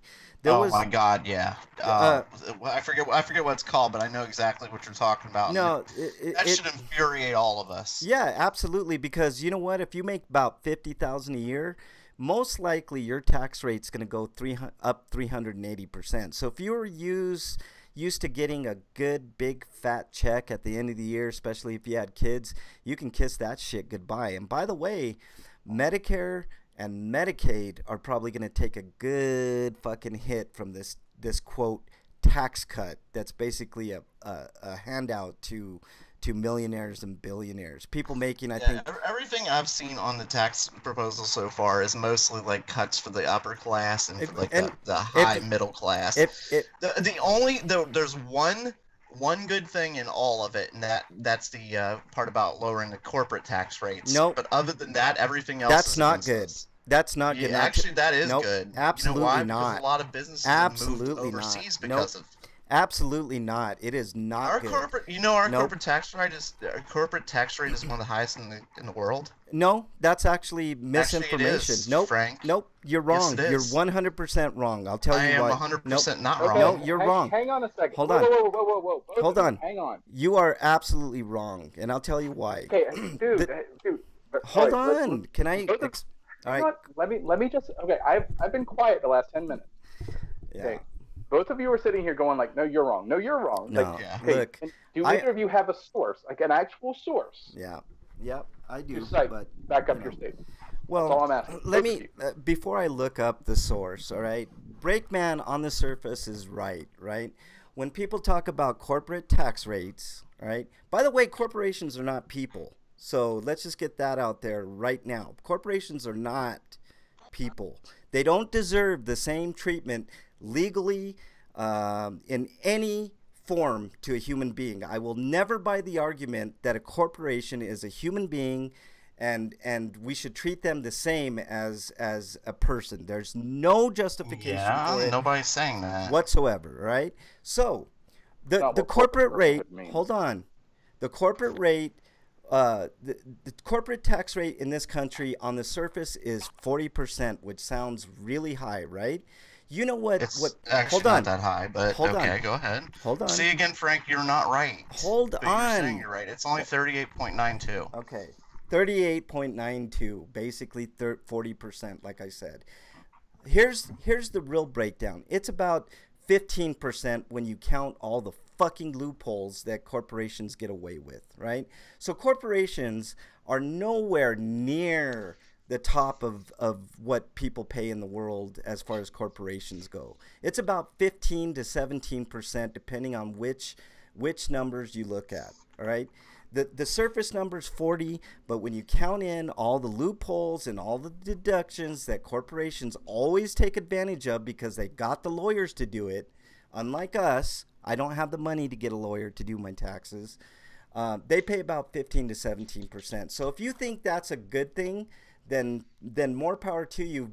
Go ahead and support people that think that, and they'll make more money, and we'll get more poor. So actually, I think it's a good idea to not charge our corporations a lot of tax dollars because that's a major reason why so many companies went overseas. Yeah, no, that's not. Because, well, listen, the average tax rate. The average tax rate. I waited for you, Frank. My turn. Hold on. The average across 188 countries, the tax jurisdiction is the average at 22.5%. As you said, ours is almost 40. No, but it's not. That is one of the major reasons that corporations go across the world. No, you know, especially countries like China, where their tax rate is. Let me see if I can find it on here. No. It's on here. Look, let me tell you something, Breakman. This is why Republicans and Democrats always get you to go along with this bullshit, right? We always think that the corporations are poor corporations. They're paying 40% taxes. They ain't paying 40% taxes. I'm not saying poor corporations, Frank. I'm saying that they're going to other countries for cheaper labor and cheaper tax rates. You didn't let me finish. And the offsets when you're saying corporations paying 17%, that's true. those were deals offered to these corporations to get them to stay in America. You know what, instead of moving away. Let me tell you the number Frank, one. You Hold on. complaining about not finding a job. I'm just telling you, Frank. I shut up for you. You won't shut up for me. All right. Go ahead. Go ahead. No, okay, what you say? I tried to make a really good point about the reason why corporations leave the United States. Do you want to know that reason, Breakman, or do you want to go ahead and finish your point? I've been trying to. Go ahead. I said what my point was. Okay. The point I'm trying to make to you, Breakman, the reason countries or companies leave this country is so they can get cheaper labor. It's about the bottom cheaper labor. That's line. One of the reasons. One of the main reasons. That's the only reason. That is the only main reasons. No, it's not, Frank. There is never just one reason for anything. Yeah. Well, nothing is black and white. 99% of the consider time. black and white as no, Frank. I can name you. I can name you a dozen companies off the top of my head that have outsourced jobs out of this country. Breakman. But. I can name them. I mean, you're talking about outsourcing jobs. Name it. Yeah, because it's cheaper. Yes. Like we said, but where are your sources at? Oh my God. I'm giving you the corporate tax rate from the taxfoundation.org. All right. This is an official accredited thing. The number one highest tax rate in the world is United Arab Emirates. Number 2 is Puerto Rico, which is our territory. Which is third is America. So that means every other country in the world, countries like China, which people have been complaining for years, are stealing our business because they have cheap tax rates and cheap labor rates. No, well, the tax rate. Look, here's from NPR. Okay, this is a fact check. Let's see. Like you said, 38.9%. I'm gonna find the actual tax rate in just a second. Freak apparently says I am black and white, so I guess you're biracial, Freak. Here we go. Here's the actual. If you want to know the actual tax rate, it's 18.6%. Breakman. When you factor in deductions and other expenditures. Yeah, like I said, those were all made to keep these corporations. All companies make deals to stay. So 18%. They couldn't. The companies that moved couldn't get the deals they wanted. But there are companies on record saying they would come back to the United States if we lower the tax rate. No, well, but that's bullshit, man. That's just rhetoric, dude. Of course they're gonna say what people want to hear. But look, if you factor in that tax rate, 18.6, we're near the bottom of charging corporations taxes. We're near the bottom. That's if they get the deals. They always get the deals, Breakman. No, they don't always get the deals. That's why some of them move. Why do you think Walmart makes so much fucking money? It's because the maximum amount of tax deductions goes to the richest fucking corporations. It's a funny thing you say. You bring up Walmart because I actually worked for the credit company for Sam's Club. Yeah. And that company went overseas. Yeah. Walmart's one of the biggest perpetrators. They fucking suck. But they brought it back when they were given cheaper rates by the government of America. Yeah, and which is how I got a job. And now everybody wants to give them another tax rate on top of what Frank, so I showed you a real world example of my point and you just blow it off? No, I didn't blow it off, dude. I'm telling you. Then you tried to change the subject. No, the effective look. I'm saying like Walmart brought it back because customers were not happy with the void complaints from the other country. People were obviously they didn't speak English, but the main reason was because the government gave them a tax break. Yeah. So why don't we just not charge corporations taxes at all? Fuck it. Then we can have every corporation in the world come to the United States. We charge them 18%, all right? And when you talk about like us giving deals, you realize these other countries with their low tax rate also give deals. So when you're saying I'm not like talking a 22% about any other tax country. rate in another country, they're not paying 22%. They're getting a deal. No, that's the way it is. Their effective tax rates are we are nowhere near the top when it comes to corporation taxes, man. And if you think that's probably the biggest problem in this country right now is people think that corporations are getting this big old tax burden, and that's why they're sending out, all their outsourcing to other countries is because we charge so much taxes. I'm saying it's a multitude of reasons, and this is but one of the reasons. You're saying it's all labor, and that's just not true. No, I didn't say that. I said you did. I said they. You 100% said it was all labor. Even Dungeon Buster commented on that. Look, they're corporations. I'm sorry, Dungeon Buster. I didn't mean to bring you into this, but really, Frank, we need to. I'll let you say what you want to say, and then we need to wrap up because we need to talk Halloween. The actual rate is 18%, and if you think that's too much for a corporation to pay, I don't know what to tell you because we pay what almost 30% on taxes depending on the tax bracket, so we're paying way more taxes than corporations. That to me, that doesn't settle right. 18% is their effective tax rate. 18.6%, and that's too much for corporations. I don't get it. I don't understand it, but whatever. Let's move on. I think we did all the Sweetos. Did we not? We were on Stinkos, I thought. I can tell you what my Sweeto is. Candy. Candy. Yeah, Candy. Of course.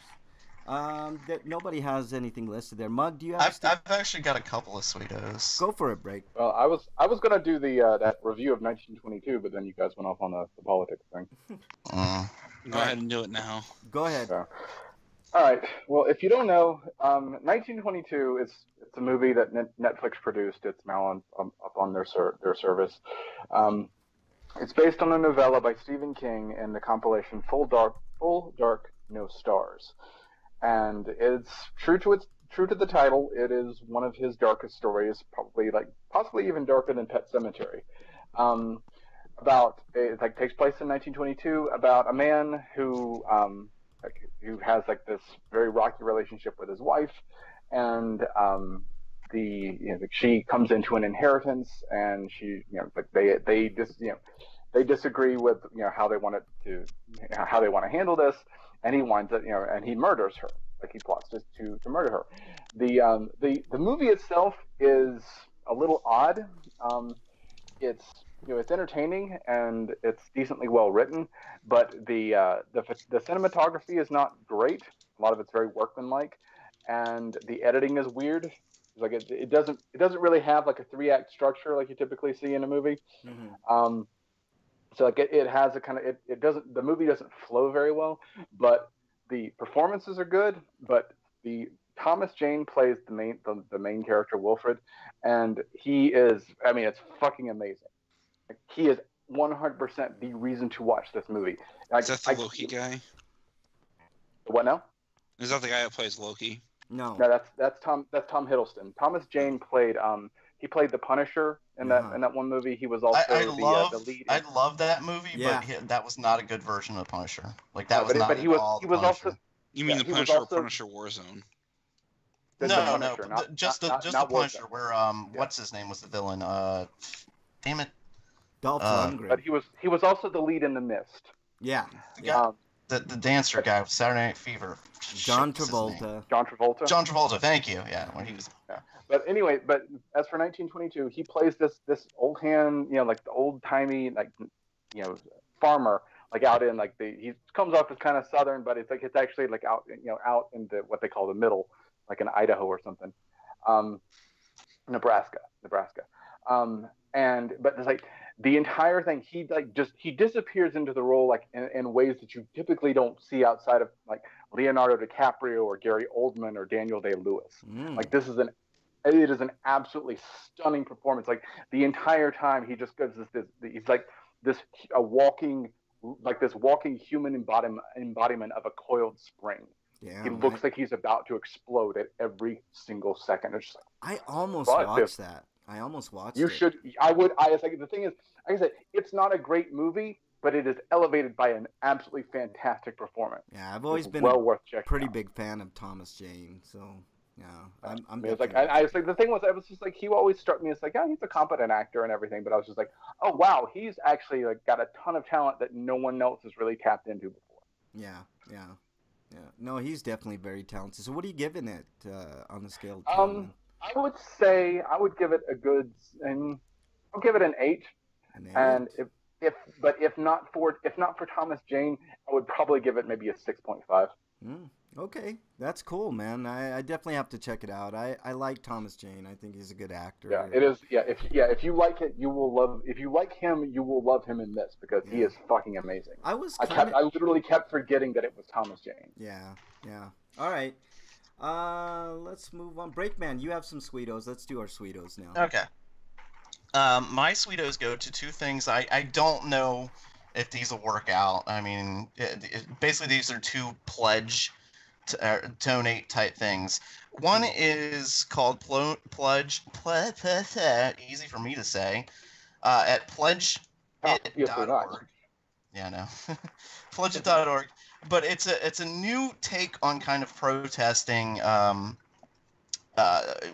white supremacists. In this instance specifically, my college UC is going to basically forced to host what's his name, Richard Spencer. Oh God, yeah. So they and if their UC is a public school, so they have to. There's no choice in it. But and people have been talking about protesting and stuff like that. Well, this organization called the Tri-State Freethinkers came up with an idea that I kind of like. Mm-hmm. Instead of the basic protest, what they're doing is going to, and here let me kind of read it out for you. Oppose hate by making a donation to them. The money that they get is going to go to the NAACP, National Underground, Anti-Defamation League, United Negro College Fund, stuff like that. Like I said, this is specifically because of Richard Spencer. Spencer represents an increasing vocal minority in the country, and it is our responsibility as Americans to oppose this rhetoric at every opportunity. Hate thrives on conflict, and Spencer is seeking this forum to stoke the flames of racial division, which is what I say all the time. Like, these people want press. They want you there yelling at them because it validates them. Like, these people are fucked up. Yeah. Instead of and this is where they come up with a neat idea. Mm-hmm. Instead of clashing with his supporters, we want to use them to raise money for organizations that oppose his very message. Mm-hmm. Join us before the event by making a flat donation, blah, blah, blah. For example, if you pledge $1 per attendee and 100 attendees show up, then you pledge an amount of $100. See what I'm saying? Yeah.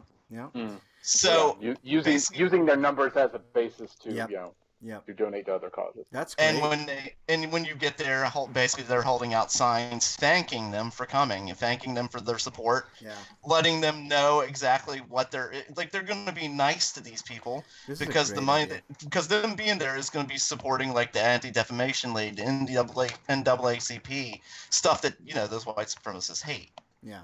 This is a great idea, but this is how I feel that everybody should handle campus talks, lectures. Let them do their lectures, okay? Even if it's Richard Spencer, who I personally think if I saw Richard Spencer in front of me, I probably would beat the fuck out of Richard Spencer, okay? But I'm not a violent person. I'm not saying go do that. You don't have to be a violent person to want to beat somebody up like him. Right. Like he's yeah. I think we need to eliminate the idea that we shouldn't labor under the illusion that giving voices to both sides is a fair thing when one side's clearly wrong. Well, no. That's the thing. Right, false balance. Hang on, whoa. 4 words. False balance is propaganda. Yeah. It really is that simple. Here's my take on the whole thing. I want people. I like that idea quite a bit, Breakman. But I do too. But like I said, I don't know if it'll actually work, but I think it's a fantastic. I don't know if you guys have ever seen these lectures on campus. At one time, I was in college, so I saw both sides. One time I was in college and I got handed a brochure that was warning against the brown peril. It was a propaganda from the KKK, and somebody handed that to me. So The brown peril, that happens to me every Saturday night after I eat pizza. I know. Every time I eat Taco Bell, I have the brown peril. Speaking of pizza, I got leftovers in the fridge. It was a very detailed, disgusting, basically propaganda piece from the KKK saying we should either kill people or deport them. That's basically the gist of it. And this is what I say to anybody who wants to speak at campus. I'm big on free speech.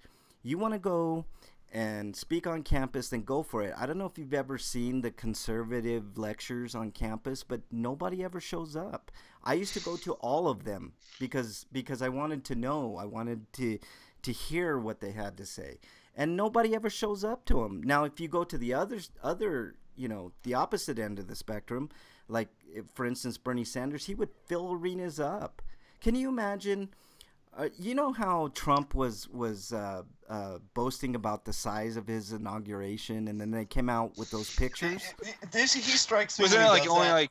Hold on. Wasn't only like 1,000 people or so? Yeah, there was not a lot of people. When he does that, like, it sounds like to me the people who brag about the size of their penis, Right, like, I've got the biggest penis ever. That's why, like, I'm all for free speech. So if you want to speak, if you're Richard Spencer and you want to speak at a campus, go for it, because nobody is going to show up because the majority of people don't think like that.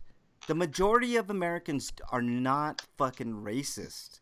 Yeah. They don't think like that. So the more attention you give them, the more people go to their thing. So if you don't say anything, and like, for instance, who was it? Milo Yiannopoulos or whatever the fuck is it? Stankopoulos. That's the name officially given him. Okay.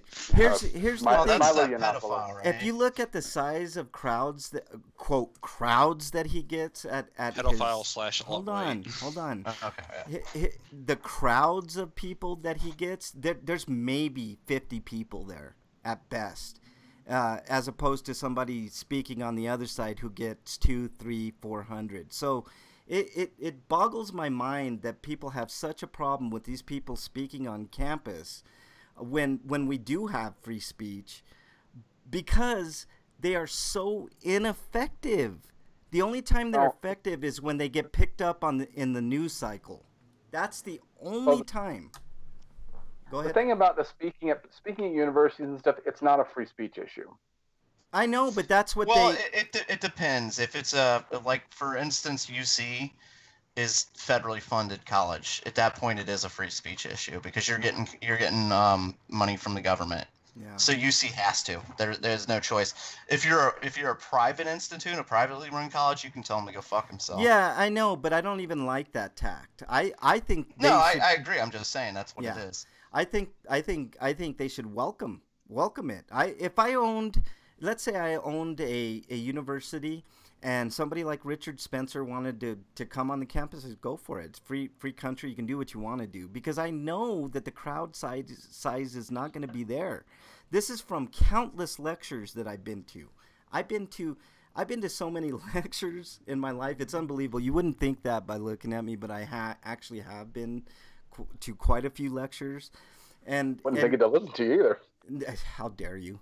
But no, literally nobody shows up to these things. That's what gets me. People get up in arms. Nobody shows up. On the other hand, there is. I understand one thing that people are concerned about, though. It's like when and I freely can see that we are talking about a minority of people that think in this backwards way. Mm-hmm. But the problem is giving these people any kind of platform for them to, well, not just to spread their message, but for the people who are closeted with that kind of attitude, when it's like emboldening them in any way is not, it's like it's probably a net negative.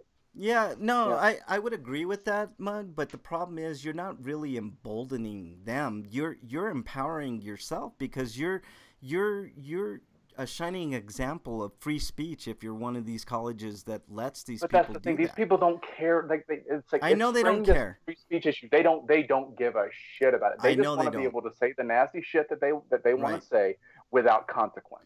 That, Well, that and they to them want is they what want free- people to follow them, and a lot of those people will say things like, you know, they're screaming like how we're so oppressed, like the white man is being Oh oppressed. boy, yeah. And if there's nobody saying that, you know, there's nobody trying to stop it, like there's no protest or something like that, where's his proof? The Yeah, people who are yeah. listening, you know, they're sitting there like, well, the white man, he's saying the white man's oppressed, but we're not being oppressed right now.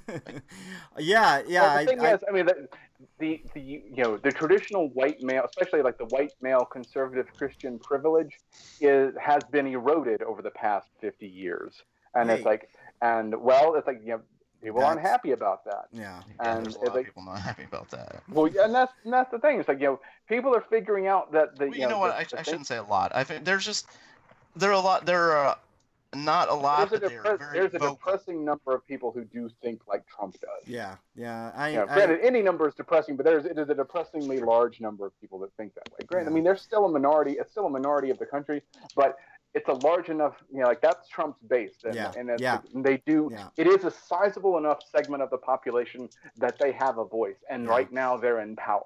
Yeah, yeah, yep. Dungeon Buster said something pretty interesting here. Let me see if I can find it.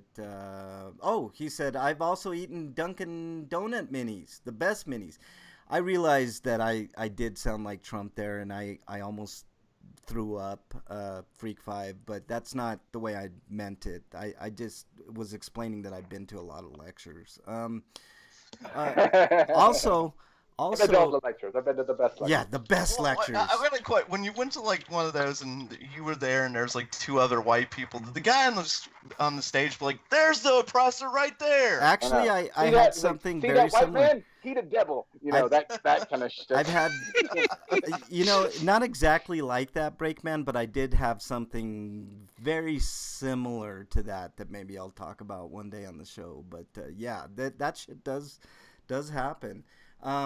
Let's see. Wow, people are stupid. Also, I wanted to acknowledge Freak 5. He's going through a rough time, man. Sorry about your job, dude. I meant to get to that when we were doing our Stinkos, but yeah, that's terrible. yeah, I want to make mention of that because that really sucks, dude. I hope you land on your feet real soon. It looks like you got at least somewhat of a severance package. I know it doesn't add up to all the years you worked at that company, and that really blows, dude. I feel bad. No, So yeah. Oh, piece of advice: when you go in for your interviews, don't ask any "would you rather" questions. yeah, don't do the Yeah. would you rather's at all, Freak 5. That will definitely dampen your chances at getting that speaking gig at college campuses around the world. So there you go. Yes, That's Well, and we're talking about donuts in chat, and Dungeon Buster says, asked what you guys think about Krispy Kreme. I do not like Krispy Kreme donuts. fucking I love. I like their regular. glaze, but that's all I've ever had really. Well, it's like I mean, their other donuts are okay. But it's like I like the glaze. Their regular glazed donuts Yep. are fine, but Yep. not warm. Oh, I You don't- love like, them. the whole I point- love them. No, the whole point of it, that's why it's called Krispy Kreme. It's because when it cools, No. the cream gets crispy. That's the No, whole right point off of the it. press, dude. God damn, those things are so good. They just You- taste weird to me. Oh that no, way. no, I man. like their chocolate frosted glazed donuts. I It's the remember. best. No, I don't like those ones for some reason. I don't like their chocolate, I guess. But I do like the regular glazed donuts, fresh. Oh God, dude. I remember the first time that Krispy Kreme showed up in Colorado. I drove clear across town to get them, and I was not disappointed in the least. They're horrible for you, but they're really, really good. All right, we're going to talk about some Funny, they're not as bad for you as bagels are. Yeah, exactly. All right, let's move on to our free-for-all. This week, we're going to have a fun topic. We're not going to talk politics in the free-for-all. We will talk about Halloween, though. This is Halloween I weekend. actually had another sweeto, Oh, but yeah, I think go I for can it. probably talk about this next week. So I'm gonna put this in our show you notes sure? for next week. So we need to talk about Halloween. Yeah, but no, man. If I you- know you weren't gonna talk about Halloween, so How dare you? How dare you? All right. Frank's actually Dracula. So, my question to you guys this week is, I mean, we do this every year. What are your favorite Halloween, kind of in the vein of Halloween games and movies? Let's start with Mug. Favorite Halloween games and movies. Well, Yeah. one of my favorites ever since the first time I watched it. One of my favorite, like just creepy movies. It's not really Halloween themed, but it is creepy as hell. Is The Children? Uh-huh. British. Oh, that's a good one. Yeah. Yeah, The British Children. horror movie from 2008. About like two families meet and like they're getting together for the holidays, and the kids start acting weird and it's like vaguely Yeah. there's murder and there's some blood and guts and everything, but it's like it's being a British film, it's not shy about showing some graphic violence happening to children. The Children's a great movie. Yeah. Oh, I mean, it is an intense film. It's very well worth checking out. If you happen to have HBO Go or HBO Now, whatever it's called at the moment, yep. I believe it's still available for streaming on there right now. Yeah. We'll see. My favorite horror game of all time is always going to be the original Silent Hill on PS1. Oh God, so good. Yeah. And it's still to this day the scariest game I've ever played. Yeah. But for the Halloween kind of thing, just like the schlocky sort of horror, I also really like Until Dawn on PS4. Oh, that's a good choice. That's a good choice. It's a good one. I would also recommend checking out the Clive Barker adaptation Dredd, D-R-E-A-D, not the Judge Dredd type thing. Not the Sylvester Stallone deal. Not the one with the slow-mo drug and all that kind of shit. No, this is a completely different movie. Yeah. But let's see. How dare you? Oh yeah. Either version, both the original and the remake, either version of The Hitcher. Oh yes, they're both good. Both have. Yeah, both have their merits. Yeah. Night of the Creeps. Oh, good is an one. old classic horror comedy kind of thing. The Thing, of course. Oh, The Thing is awesome. Yeah, that's a great one. Yeah, that is a good movie. Yeah. Let's see. Identity is a good one. It's a little more thriller than horror, but it really does kind of, it fits the Halloween vibe really well. You're exiled, Brakeman, son of a bitch. Exile, that was a good game. Now, no, I'm trying to think off the top of my head, and it's just like, God, there's so many that I've watched. God, I know. Dude, the list goes on and on. Let's move on to Brakeman. Brakeman, which ones do you? I was looking in chat because I always say like the same horror games. Like I always say The Suffering because I guess that's probably my favorite horror game. God, that's a great game. I really did enjoy that one. Yeah, I remember they got Stan Winston Studios to design the monsters. Yeah, that was a great game. Chat Freak says the first two Resident Evils. Yeah, those were good for sure. Actually, I always liked the third one. It was always that was one of that was the only classic Resident Evil that I got into. The third Nemesis? One probably was the scariest of them because it had Nemesis who would actually follow you through like load screens and shit. I kind of hated that. Was kind of fucked up. Was kind of. Well, the thing was, like, Resident Evil, the Resident Evil 3's plot wasn't, it wasn't as significant. To be fair to Resident Evil 3, it was originally called Resident Evil 3: The Last Escape, or Biohazard: Last Escape. Yeah, it wasn't going to be. It was named Resident Evil 3 because of a contractual thing with Sony. Hey, but, it's like it's not the most story significant, but again, it's like the plot in Resident Evil games is kind of a joke anyway. Yeah. It is of the original 3 games, it is easily the most intense. Yeah. No. Well, like I said, that whole Nemesis following you, that was really... And it plays better, like with the quick turn and the dodge move and stuff like that, it plays the best of the 3. Wasn't it the first Resident Evil to make use of a full 3D environment? No, that was Code Veronica. Yeah, Code Veronica. Well, I think they had parts of it that were still like rendered to complete 3D, but like only parts. No, so everything in that game was pre-rendered. Everything in RE3 was pre-rendered. What about you, Brakeman? Dino Crisis was fully 3D. Oh, Dino Crisis is a good game too. I like that game. I never played Dino Crisis. That was Dinosaurs in Space. Dino Crisis was good. Dino Crisis 2 was it. Don't play Dino Crisis 3. Dino Crisis 3 is the Dinosaurs in Space one with the world's worst, the world's worst camera. in Yep. any game ever made. Yep. Breakman, what movie? Even worse than Ninja Gaiden 2 because, fuck, I couldn't finish that game because the camera was so bad. Yeah, it's pretty bad. I gotta dude. get to my games. No, Yeah, well, I was gonna say Dead Space. I thought was another good one, but Ooh, the you took monsters mine. in that were all like the boss fights were all the same. Was my biggest problem with that. Other than that, I thought it was a really good horror I game. love Dead Space, man. Yeah. Dead Space 1 and 2 were awesome. 3 sucked. I didn't like 3 because they brought it out of space pretty much. But The second one added those little baby heads, right? oh god, yes, and they were Those fucking were fucking scary. awesome. Like Yeah. that's good horror thing The right first there. Dead Space is my favorite. It by is so far, good. The but first Dead it's Space really is. good.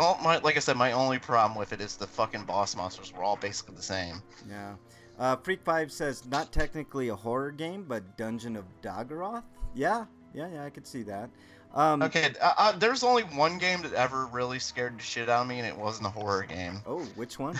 It was the original Wolfenstein 3D. I thought you were going to say Barbie. No, Fun basically, when you're playing like on let's say a boss fight, and you get the lights down, and before you come up to the boss, he just suddenly screams at you like coming for you. Which game? Original Wolfenstein. Oh, yeah, Wolfenstein. Wolfenstein. 3. Yeah, Wolfenstein. Like that yeah. was scared the shit out of me. So Like what- I'd be like killing zombies, and all of a sudden the boss Yeah. is like, I don't know. I I'm turn, coming and for all you. of a sudden there's Kinda a boss corny. right in my face, and he screams at me, Yeah. coming for you. I'm Yeah. like, run away. Yeah, that's that. I remember like the original Doom freaking me out with all Oh, the yeah. really, really well done. That was actually the first game that had extremely well done stereo sound. Like Yeah. the sound design on that game was amazing. Yeah, Yeah. that's why. Yeah, they did the same. Yeah, basically. Yeah. You know, I'm just gonna say yeah. okay, I've got quite a few. I'm a huge horror fan, but you know all the classics like Texas Chainsaw Massacre. I watched Texas Chainsaw Massacre 2 the other day, and it's Oh, wow. Yeah. It's like the original Texas Chainsaw Massacre 2. Yes. That is a weird ass movie. it's a weird movie, but I have now a better appreciation for it. I remember thinking at the time that I saw it the first time that I didn't like it because it didn't have anything really to do with the first movie all that much. But I think now it's actually kind of a morbid, scary movie. Like it was. I watched it like what 2-3 days ago, and I don't remember it being as scary as it turned out to be. Now there were. It has its charms. It's a little. Yeah. It's a little more weird than it is good. But Yeah. It is definitely entertaining. Yeah, it's not the greatest horror movie in the world, but I think if you haven't seen it or you haven't seen it in a long time, you should watch it again. I'm a fan of all the Saw movies except for I think it was 5 that sucked really bad. It was not really good. Yeah, five was not the best. I want to see Jigsaw. If I had money, I'd go see that today. But anyways, let's see what else. We'll probably go through that and what's it, Suburbicon today. So I can report on those next week. All right.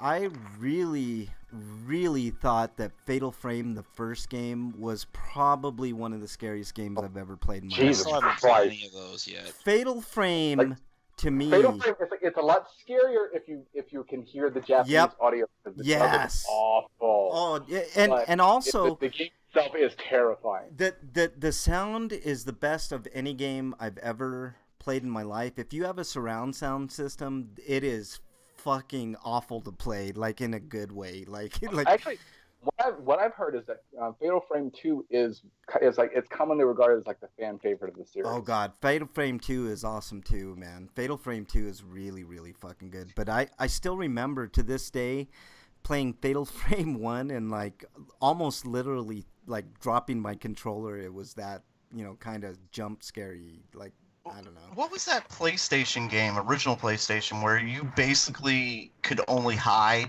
as there's a serial Clock killer in Tower? the building? Clock That's Tower? Clock Oh, Tower. Clock Tower. Yeah, Clock Well, Tower. that's a Okay. sequel to Clock Tower for the Super Famicom. Yeah, That's oh, actually God, Clock so Tower good. 2. Yeah, Clock Tower and Clock Tower 3 I remember being pretty good too. Don't play the American Clock Tower 2. It's awful. It's nothing to do with Clock Tower. I loved Silent Hill 2. I know that might be unpopular with you, Mug, Oh, Dungeon Buster brings up Condemned. I'm sorry, Frank. I but didn't cut you off. Condemned is Yeah, a the great original game. Condemned. Condemned was a good game, yeah. Wow, Condemned is a great game. I'm glad you brought that one up. I've heard it's got issues. I'd rather just watch a Let's Play. No, dude, Yeah, play the game. Yeah, it's the fun. original Condemned has not aged super well. I mean, it's visually, so it's just good. like it's pretty rough around the edges. So good, so good. Actually, another one that's like it's not really a scary game, but it certainly has like the creepy sort of vibe to it. Is the original The Darkness? The Darkness, yeah. I played The Darkness 1. I didn't play it all the way through, but it does have kind of. Oh, what about Eternal Darkness? Oh, that's a great one. There you go. That is one of my all-time favorite games. You win I the never internet finished it either, today. but it was a fun game. Oh God, man, I love that game, man. I thought it was pretty scary too. I need to go back and play that. How about Blood Omen: The Legacy of Kain? Blood Omen, that's a good one. It's not super This scary. isn't a horror game, but how about the entire Sith Academy section of the original Knights of the Old Republic? Yeah. That I can see that. I like as far as once I played through Knights of the Old Republic, I don't remember that bit.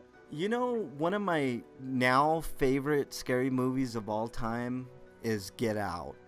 Get Out is a great fucking movie, man. It is a damn good movie. I wouldn't mind seeing it again. It still gives me the chills when I see it. I've seen that movie literally like 4 or 5 times already, and I know it's a newer movie, but it deserves, in my opinion, to be on the pantheon of great scary movies, because it's kind of icky. It gives you that icky, weird kind of like you've been kidnapped feeling during the whole and thing. actually, just as an aside, I'm just looking at stuff on the PlayStation Store. Yeah.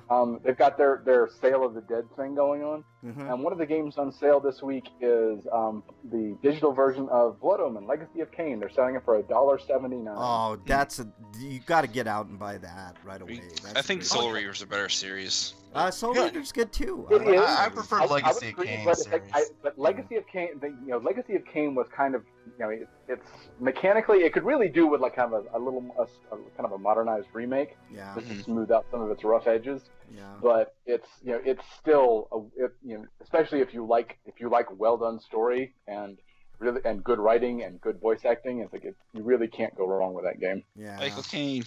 Wyland linked us a picture of the first images of the new actor playing Pinhead. I didn't know there was going to be a new Hellraiser movie, but apparently there is. I didn't know that either, but I'm going to pull it up right now. Those are great movies. I like the first one. They'll disappoint you. I was going to say, like, the first one is still great. The rest is like, Hellraiser 2 is like, oh, okay, it's still got good points.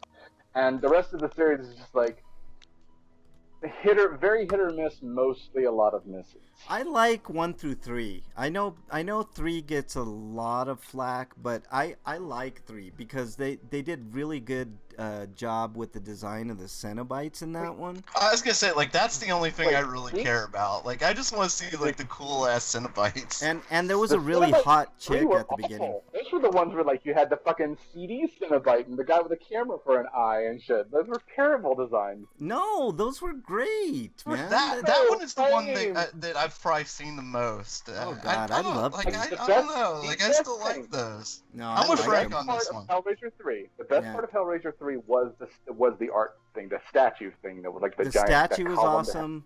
The hot chick at the beginning too, that blonde. I always remember that as being like, one of the reasons I would watch that. Curve. Yeah, I mean, but let's see, Hellraiser 1 through 3 I liked. Let's see, Texas Chainsaw Massacre 1 and 2. I didn't like the remake. Or the fucking modern sequel thing. Yeah, no, it was Texas Chainsaw. The actress was awesome, just mostly because she was ridiculously fucking gorgeous. Yeah, but she was literally the only good thing in that entire movie. I was like, this is fucking unbearable. Which one? I'm sorry, which one are you talking about? In Texas Chainsaw. Oh yeah, the chick in it was. Yeah. The girl, she had that this wavy raven black hair and these gorgeous, like, ice blue eyes. Yep. And she was just, like, stunningly beautiful. Yep. I mean, it's not even just like, wow, she's hot. I mean, just, whatever happened to that chick? Because she was, know. Man, she was something else for sure, man. No question about it. Yeah, she was literally the one good thing in that movie. Just like, okay, it's like, at least she's nice to look at. Otherwise, I would turn this off. Oh, so it's like the Power Rangers movie. I used to have a big time crush on Ashley Lawrence. I don't know if you got that from Hellraiser. I thought she was hot. Oh yeah. Yeah. Freak 5 is exiled, so there you go. Yeah, speaking of Freak 5, apparently, I completely forgot. I'm sorry, Freak 5. You mentioned it, and I read it out loud and everything, but episode 100 of Zombies Anonymous was just this past week. He's gonna release it online this weekend. Make sure There was a contest, and I apologize, Freak. I forgot. He only had 2 contestants enter, and because not many people entered, he's now gonna ship it to Australia. Oh man, yeah. Listen to that show. They talk zombies, zombie movies. I love them too. Night of the Living Dead, all-time classic. I think that film still holds a lot of relevance to right now. Dawn of the Dead, of that trilogy, I think Dawn of the Dead is the most not thought about, but I really like Dawn of the Dead. Dude, no. Dawn of the Dead is the fan favorite. It was remade because it was the fan favorite, and the remake was good too. You know what I'm thinking of? My personal favorite was always Day of the Dead. Yeah, I was gonna say the writing, and I loved Bub. Yes, that's what I meant. Day of the Dead is the one that doesn't get a lot of credit, but I love that movie. Okay. That's the one. We used to have a show called Dead Men Talking, and part of the intro, there was that. Do you remember the scene with that asshole military guy that got kind of ripped apart, and he was so fucking. He was an asshole to the end. He was my favorite character. Because he was the actor's name was Joe Pilato, but Joe Pilato, yeah. But the character's name is Rhodes. And if for those who don't know what he was saying choke on him. Choke on him. Yep, choke on him. Because I had a lot of people ask me about that, but he actually said choke on him. Like as the guts are being pulled from his insides, he's telling the people or the zombies choke on him. You know the story of that scene, right? I know that they used like real like kind of pig guts or something that stunk. Yeah, but do you know why that was? Well, in and of itself, it was a fine idea because you use the real thing, you get authentic splatter and everything. Yeah. But I'm assuming Eric and Break haven't seen this, but basically it's like he's getting torn apart. So he's like, I've seen the clip. Yeah, it's like at the bottom of his body is buried in the. Wait, what are we talking about again? Are we still on Day of the Dead? Yep, Day of the Dead. Day of the Dead. Okay. But it's like the bottom of his body is buried in the ground, and like the floor is built up around him, and there's a fake body attached to his torso that the zombies are going to rip open and pull his guts out and everything. Mm-hmm. So. Yeah. But what happened was they were using like real pig intestine that they got from a butcher, and they kept in a fridge and everything. Yeah. And but what happened was everyone went like one weekend or it may have been, I think actually it might have been a week, but they broke shooting for however many days. Yeah. But what nobody realized was that right before, or like right as everyone was leaving, if it was either a breaker or something got unplugged, but either way, the power for the refrigerator that was keeping the guts from rotting, died. Yep. So they were, like by that point, by the time they got back, they smelled like rotting intestines, which is what they were. Yep. But they were on such a tight budget, they had to just go ahead and use them. Yep. So and so like what they were having to do, they were putting like this perfume and menthol and shit under Joe Pilato's nose, just because it was just like I've seen footage and they're like they're doing the shot and he's going like he's screaming and everything, and then because it stinks. Oh God, no. I mean, but he's acting, he's being a trooper, but it's like they say cut and you just see him do this, like he turns his head to the side and he just shudders, and I was like, oh dude, I'm so sorry. It's like you cannot help but feel bad for him knowing that. I remember that story, dude. And everyone in the set is like, he's like the zombies in there are sitting there like fanning him, waving their hands in front of him, like trying to get the smell away from him and everything. I'm just like, oh man, and he's stuck there. He literally cannot move. He can't move from that position. Yeah, I remember that story, man. It was an awful story. If you want, this is for all the people with kids that are listening. If you want some good kid movies to watch, I think Shaun of the Dead would be in that vein. The Others with Nicole Kidman would be a good one to show your kids. Zombieland. Zombieland. Zombieland would be a very good choice. Let's see, another one that I had in mind. The Sixth Killer Sense. Clowns. Killer Clowns is a great one. My daughter loves the Killer Clowns. That and Return of the Living Dead are her favorite movies of all time. Oh, and guys, I gotta duck out. Okay. Okay, man. Creature from the Black Lagoon, Dracula, Wolfman, Invisible Man. All those, old classic horror movies, those would be great to show the kids. Let's see. Night of the Living Dead 3D would not be one to show to your kids. That's from Freak 5 with Sid Haig. I haven't seen that movie. I heard okay things about it. Ghostbusters. Ghostbusters, great. Ghostbusters is one of my favorite movies. Any of the Ghostbusters movies would be fine for kids. Definitely Monster Squad. God damn, I love that movie. Gremlins would be another good one for kids. Yeah, Gremlins. If we're not talking kids, again, The Gate. The Gate's a good one for kids. It's kind of scary though. Everyone should see Gremlins 2 because it is Dark one of the Crystal's best kinda sequels ever scary. made. Yeah, Gremlins 2. Evil Dead series, of course. Gremlins 2 invented meta. Just saying. You know what I wish they would do? with Evil Dead series. Yep. What about Evil the Dead Dark series? Crystal? They're hands down is the best. What? Dark Crystal. Dark Crystal's another good one. The Blob, that's a great one. You know what I wish they would do with the Evil Dead? Just don't listen to the theme song. Really. You know what I wish they You would? said most of them, but I like to include Resident Evil 4. Okay. You know Resident Evil 2. Okay, you done, Eric? Because that's probably the fourth time I've tried to get out this sentence. Those are some of them. There was. Whatever, Frank. Fuck, man, I can't remember. I had a really great movie. Son of a bitch. Oh well, it'll come to me as soon as I end the show. Was it the Evil Dead? No. Evil Dead 2. Oh, Evil no, Dead 2, which is basically a remake of the first one. No, but it did have to do with the Evil Dead. I wish they would do a Telltale series on the Evil Dead. I think that would be really fucking cool. I want Evil Dead show to come to like Hulu or something so I can see it. Yeah. Yeah. I like the remake of Blair Witch, the new Blair Witch. I thought it was actually pretty fucking good. Here's one, the Castlevania anime. Yeah, that was good. But good. I hate Blair Witch. After the first movie, I will not see anything fucking Blair Witch again. Blair Witch is the worst fucking movie ever. No way, not the new one. It's the such the original Blair Witch is one of the worst movies ever.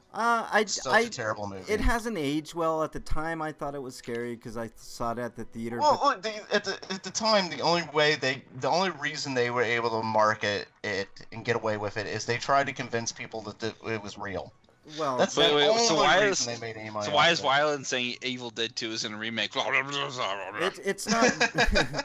It's not really a remake. It's not. I said it was basically. I didn't say it was. It's not. Yeah. They might as well be, you mean? They don't want to call it a remake, but basically it was just a redo of the original. Yeah, see, look, Wyland agrees with me. The new Blair Witch is good. I thought it was good, too. I liked it quite a bit. Would you consider any of the Blade films, like... Yeah, vampires, horror? Dude. Vampires, of course. Yeah, but weren't the Blade films more action, though? No. Yeah, but you can have action and horror. Blade is a vampire, dude. Of course it would be Halloween related. I never saw Blade 3, Blade 2. I feel it wasn't as good as Blade 1. No, Blade 2 was watch great. The third one just kind of didn't happen. Yeah, the third, even though it was still awesome. The third one. Blade 2 is one of those rare sequels where the sequel is better than the original. Oh god, the Blade 2. You know why that is? One of my all-time favorite directors, Guillermo del Toro, directed Blade 2. So that's why you got a really good. Did anyone want to see a Del Toro less movie of a Pacific Rim? Yeah, I'm down, but I want to see Del Toro's Shape of Water. That's the one that I want to see. It's Isn't that the Creature from the Black Lagoon movie? Sort of. It's in the vein of that, but I think it's got a love story. One that nobody talk about around Halloween, but I think is an excellent film that everybody should watch near Halloween, or if you're a Halloween fan, is The Devil's Backbone. It's a subtitle. Oh, It's a great movie. That movie's so good. Kronos is another one if you like those type of movies. Anything from Cronenberg. Nightbreed, the extended edition is really good. Not the theatrical cut. That was awful. If we go Blade Runner horror movie. No, that's a science fiction movie, dude. But you made me completely forget what I was gonna say. You threw me off. What the hell, man? oh, another one for kids. Critters. That would be a good one to watch. Oh no, that movie's terrible. No, it's a good kids movie, dude. It's better than Ghoulies, though. Oh. Ghoulies is another one. Too. that movie's terrible, but good for kids for sure, man. Let's see, what else? I don't know if movies that are still violent are considered good for kids, though.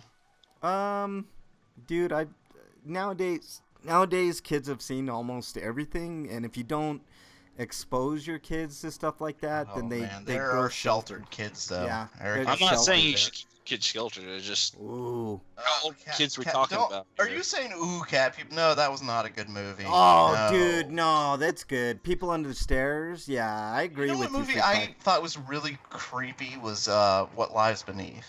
Has anybody yeah, that's has anybody watched any of the Junji Ino yes, film adaptations? yes, I have. So you've seen That freaks us all the Leprechaun I movies. didn't see Maki, but what's it like? I like the Leprechaun okay. movies, but I watched them like I was saying about Scream 3. Yeah. Another under. But like Scream 3, like I watched that kind of the same way as the Leprechaun movies. I watch the Leprechaun movies as comedies. Yeah, Cat's Eye's a good movie. I wouldn't recommend kids watch that. Oh, movie, Cat's though. Eye was that anthology movie, Yeah, right? it had 3 stories. One was Yeah, The that one is Ledge, really good. Yeah, it's good. It's really That good. is especially the story with that little monster the little that's elf trying to kill that kid. Yep, Little Elf. Oh my, that is an Yeah. amazing movie. Good Yeah. call, freak. Yeah. It's a good movie. There was. Question. Hold on. Before you get to your question, Eric, let me get this movie out. If you haven't seen a movie called Creep, watch it. It's fucking creepy. But yeah, Creep is a good one. With that title. Cabin in the Woods, good. Creep Show, Dungeon Buster says. What were you gonna say, Eric? Okay, so Blade Runner's considered sci-fi. Could I don't know. Maybe I could bend the rules a bit and say Akira is a horror movie. Yeah, I mean, because he does morph into like a giant monster that's destroying everything. So Yeah. it's kind of a psychological horror up until, especially to that point. Yeah, no. yeah, I you mean, can count he that. does murder all those innocent people when he's like getting his powers in graphic and horrible ways. I mean, yeah. I like Cabin in the Woods. Okay, I can get behind that one as a horror movie. I like Cabin in the Woods. Okay, I thought it was a little overrated, but I didn't mind it. It didn't offend me. So you know, Freak says he hasn't seen Cat People since the '80s. Yeah, it's That's a Stephen King movie, isn't it? No, it is not. No, it is not. Okay, either way, it's terrible. Yeah. You know what movie that Has anybody seen Metropolis? It's good. Masterpiece. Watch it. I've only watched the anime adaptation though. You gotta watch the original. Well, I heard there's like 2 different versions of the original film. There could be. 'Cause, like one of them was heavily edited. I've seen almost everything. Oh, So how do I find the not so heavily edited version? How could I forget Puppet Master, man? God, I mean, technically it's still heavily edited, but it's like less so. The one thing I remember from the Puppet Master series, that I don't know if it was 1, 2, or 3, but there was this black-haired chick in it. I always remember the chicks in these movies, of course, but oh man. I don't think that's the 3rd one. I think it was. I don't think either so. 1 or 2, I'm thinking. Yeah, there was this. Fido. Damn it. That's a good one, Fido. What about the Twilight Zone movie? Oh, it's not good per se, but there's one story in there that is okay. But if you're looking for a good anthology, find VHS 2. The second story in that is about this cult, and I love that story. I think it's But the movie's scary called as fuck. VHS. VHS 2. There's 2 VHS movies. They're both anthology movies. What's that? Oh, Trick or Treat. If you haven't seen Trick or Treat, that's a good anthology movie for sure. What else? There's so many. We could go on. I forget to Tales mention from this the earlier, but Tales from the Crypt. And, yes, Tales from the Crypt. Yeah. Demon Knight and Demon Knight's Bordello great. Blood. Although Bordello Blood's the silly. Yeah, Bordello Blood's just silly. I kind of like Bordello Blood because I like basically everything Tales from the Crypt except for the last season. Yeah. Of the show. Tales from the Dark Side, the series was fucking awesome too. If you want Tales from the Hood. Tales from the Hood, I liked that movie actually. It just seems so bizarre and stupid. But I might want to watch it one day. Anyway. If you want to see bizarre and stupid, there's Leprechaun in Space and then Leprechaun. What about Legend? Oh, Legend's a good one, dude. Legend. I'm glad you brought. That's a good one to show kids too. It's kind of scary for kids though. Yeah, Tales from the Crypt for sure. Let's see what else. It, the new version, really good. Sleepaway Camp. Who suggests Sleepaway Camp? Yeah. Sleepaway Camp is a good scary movie, man. Isn't it like the mother of horror movies though, where it's just absolutely ridiculous? It's not ridiculous, dude. It's actually really scary. It's really fucking scary, man.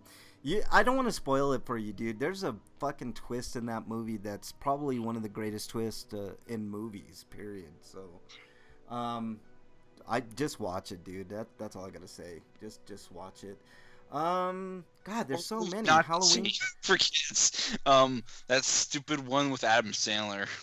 Oh God. How much more time do we have? Because we could talk about like music too. Oh, we got a few minutes, man. Go ahead, unless you guys have something. I was gonna he's talking about somebody Tales from the Hood, and I was just thinking, I don't know why it reminded me of that, but Nightmare on My Street. Shitty horror movie that you should see. It's Transylvania 65,000. Yeah.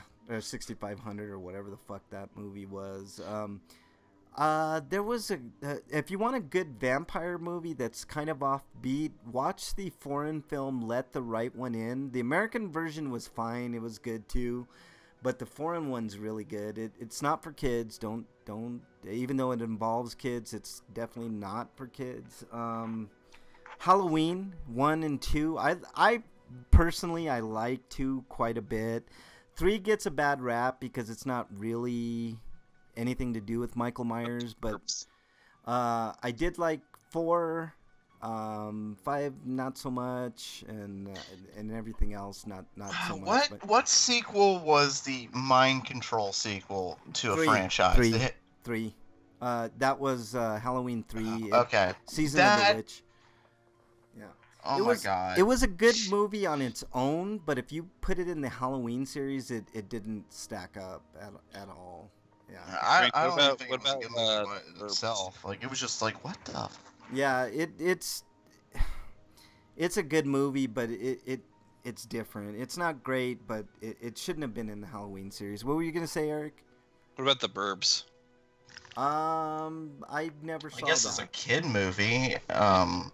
I saw The Burbs in the theater. That's how old I am. Wyland says 3 is great. I know it's not a horror movie, but I thought it was pretty freaky at the end of Fletch Lives. I remember when Tom Hanks was funny. Wait, Poultrygeist? Really? Oh, I forgot about Child's Play. Poultrygeist. If you guys have not seen, I have a newfound respect. There you go, Frank. Wyland agrees with you. He liked the 3rd Halloween. Yeah, I told you 3 is great. I got him on your side. I saw the original Child's Play. Freak 5 says Child Play series. I have a new renewed vigor for that franchise because the last 2 movies that they made for Child's Play are fucking amazing. Especially Cult of Chucky. Especially Curse of Chucky. Curse of Chucky is fucking phenomenal. It's a great horror movie. If you haven't seen that, I would put it on your list immediately. To me, Child's Play: The Curse of Chucky was fucking amazing. It tied in all the movies in such a great way. So good, so good. Cult was good. Freak brings up now it's back. The Walking Dead season premiere was just this last week. I did not like the first episode. So hopefully it'll get better this season. I wasn't a fan of the first episode this season, but yeah, The Walking Dead. I like it. I quite enjoyed it. Yeah, actually. I wasn't. Trust horror movies. You shouldn't see Species. Oh, I like Species because you should see Species. She's naked a lot in that movie. That's like that has nothing to do with the actual content of the film itself. Who cares? Jennifer Tilly is fucking hot, man, and she can play poker like a motherfucker. I don't know if you've ever seen Jennifer Tilly. It's not a horror movie, but you should watch Bound. You don't have to watch the whole movie. You can just fast forward. Yeah, just get to the naked I personally didn't like the movie for the most part, but you can just fast forward. Same thing with Showgirls, you know. You can just fast forward to get to the boobs. Yes, that's exactly. I've heard a lot of people like poop on Call of Chucky. Yeah. So anyways, you know what? Everybody hates Showgirls, but I like Showgirls. Yeah. I liked it for how campy it was, and plus. Like it was. I don't know. Berkeley. Never mind. What were we talking about? Horror movies? Elizabeth Berkley. What were we talking about? Have we gotten way over at this point? No, but anyway, like The Walking Dead, like I fucking love Negan, man. Like they picked the perfect when they announced him as the actor to play Negan. Like I threw a party, and he has met all of my expectations. He was really good. Love him. Dude, have you seen a show called Magic City? Jeffrey Dean Morgan was in that. He was good in that. It was really good. He is a good actor. Like there was we were watching some horror movie he was in where he was the killer, and we were rooting for him the whole time. Like he was the only thing good about the movie. Like everything else sucked. Like come on, killer. Yeah, he's really good, man. Wyland says Alien. I would put that in the horror category for sure. The first Alien. Yeah, Aliens. Aliens. There's a lot of horror elements to Aliens. Aliens, I would probably put solidly in the action sci-fi category. Well, but at first it Alien. seems like it's. Right. Alien, the first one is definitely a horror movie. But the second one, like, I think that's kind of debatable. There are definitely elements of horror, like. At first, it seems like they're gonna be able to fight this. I don't know. I put the first Predator more over the Aliens. I love the first Predator. I like the first Predator too. Yeah, we did kind of start late, but like considering when we actually did start, we are over. Yeah, we gotta go, guys. We could talk about this shit all day for sure, but it's been really, really fun. Eric, let's start with Breakman plugs. Well, Jesus, about everything we talked about today. You can follow all that stuff. Follow me at break_man and at RPGrinders, and pledgeit.org. Donate away hate. I don't think I actually announced the whole website, but pledgeit.org, and it's /DONATEAWAYHATE, and they're the ones who are. They're happily protesting against Richard Spencer. I like the way you said. A new approach. I love it. I'm down for it. I hope it works. I don't know. I like the way you said W. That was W. That was very Eastern of you, man. That was. Did I say W in there? You said W. W. I liked it. Brought me back. There's. Okay, I see what you're saying. Okay. All right, Eric, your plug, sir. Well, first, before I do plugs, I do have a Stinko. And the Stinko was, great. Now I can't remember. Yeah, that's my Stinko. I can't remember, but The Omen's a good one. Exorcist, I forgot about Exorcist. Poltergeist, not so much. Yeah, but Sweeto is discount candy for Halloween. But you can find other reviews that I've done. All the reviews, not all other reviews, and I've done on sites like BostonBasherBrigade.com, TotallyGN.com, and I've got like at least two up on TotallyGN this week, and hopefully I'll be getting the Yomawari review up before Halloween. I'm not sure if I will, but that's another good horror game that I wanted to mention that I didn't have time to mention. But Babadook is good. So you should check out Yomawari and Yomawari Midnight Shadows. That's the sequel. Right. But And then there's also my YouTube page, Funny T-Man. And I'm thinking of doing, like I said, I'm going to try to get a Let's Play of Contra, maybe Super Contra up. All right. Because aliens are kind of scary too. So yeah, there you go. All right. Anything else, Eric? You can find me on Twitter at EricRPG. Yeah. Oh, Freak says you can plug him on PayPal at Freak5cast at Yahoo. So, yeah. There you go. If you want to support, you can plug him if you want. If you want to support debauchery, if you want to go plug a freak, there you go. There you go. Life Force Dungeon Buster, dude. We need to hang out. That's a game, man. yeah. No, the movie. You talking about movie? Well, I like the that game. That reminds me, Abadox is a good. Oh, I love game. Abadox. That's a great game, Abadox. Life Force had one of the best NES endings, I think, of any game. If you don't remember the end of it, basically you die at the end. You sacrifice yourself for to save everyone else. You win, but you die. Like it was like, oh, that's cool. Yeah. That's something unique. I think that kind of happened in one of the R-Type endings, or no, one of the Darius endings. I thought of a couple more movies and stuff, but now they escape my out to the ether. But anyways, my plugs are as follows. Follow me on Twitter at Frank Branches, at RPGrinders, as Breakman said. If you want to join the show live, we would love to have you in chat on YouTube, or you can view us on wickedradionetwork.com. You can see us on twitch.com. You can see us on ustream.com. So any of the outlets, pretty much, iTunes after the fact. But if you want to join us live, it's every Saturday, 3 Eastern time. Stay safe this weekend. Have a good, happy Halloween. Enjoy the time that you have with your kids on Halloween, because it's one of the few days where go ahead, Eric.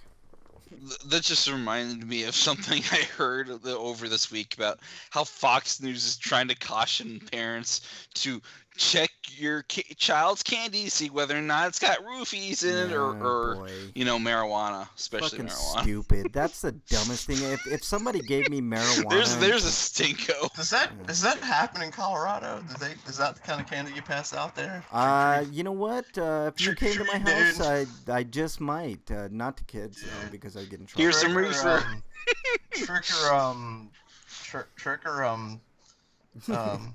What are you doing in my house, dude? Trick You're or a trick-or-treater. What the hell? Trick or bong. Trick or bong, man. Come on. Here's a hookah. That's the name of this episode. Trick or bong, man. All right. Stay safe this weekend, everybody. It's time to eat. It's food quest. Eric. Time. Jesus, let me get through it. All right. Stay safe this weekend, everybody. If you're going out trick-or-treating with the kids, be safe. Make sure they have all the safety attire that they need, because sometimes they don't look before they jump out into the street. We want to see you back here next weekend. Just be safe. Don't do anything stupid. Don't drink and drive. If you're in Denver, don't listen to him. Do stupid stuff. That's the fun stuff. Yeah, like shout Candyman's name in the dark bathroom. If you happen to be in Denver and you get drunk on Halloween or this weekend, catch me on Twitter. I'll pick you up. I have a car. I want to see you back here next week. Until then, we are out. Later, everybody.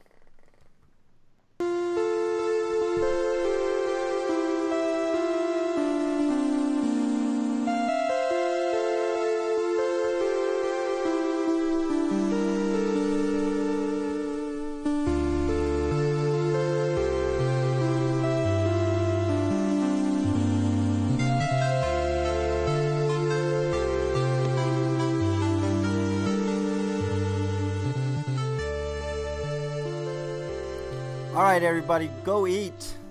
Get some food. Get your grub on. I'm going to do that. Yeah, a lot of us didn't have lunch by the sound of it. I know. Not just me. All right, guys. No, I didn't have a breakfast. Hey, Eric. You haven't had breakfast or lunch? Ouch, yeah. No, I got 2 things out of the vending machine at work while we were on break. Yeah. Hey, thanks to everybody in chat. Tough luck on you. Freak 5, I hope you get hired real quick, dude. TP Frank's How dare you?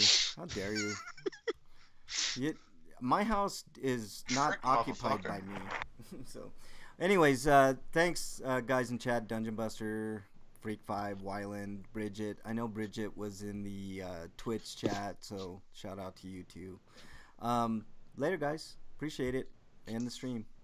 I really, really, really do appreciate you guys listening live. Later, guys.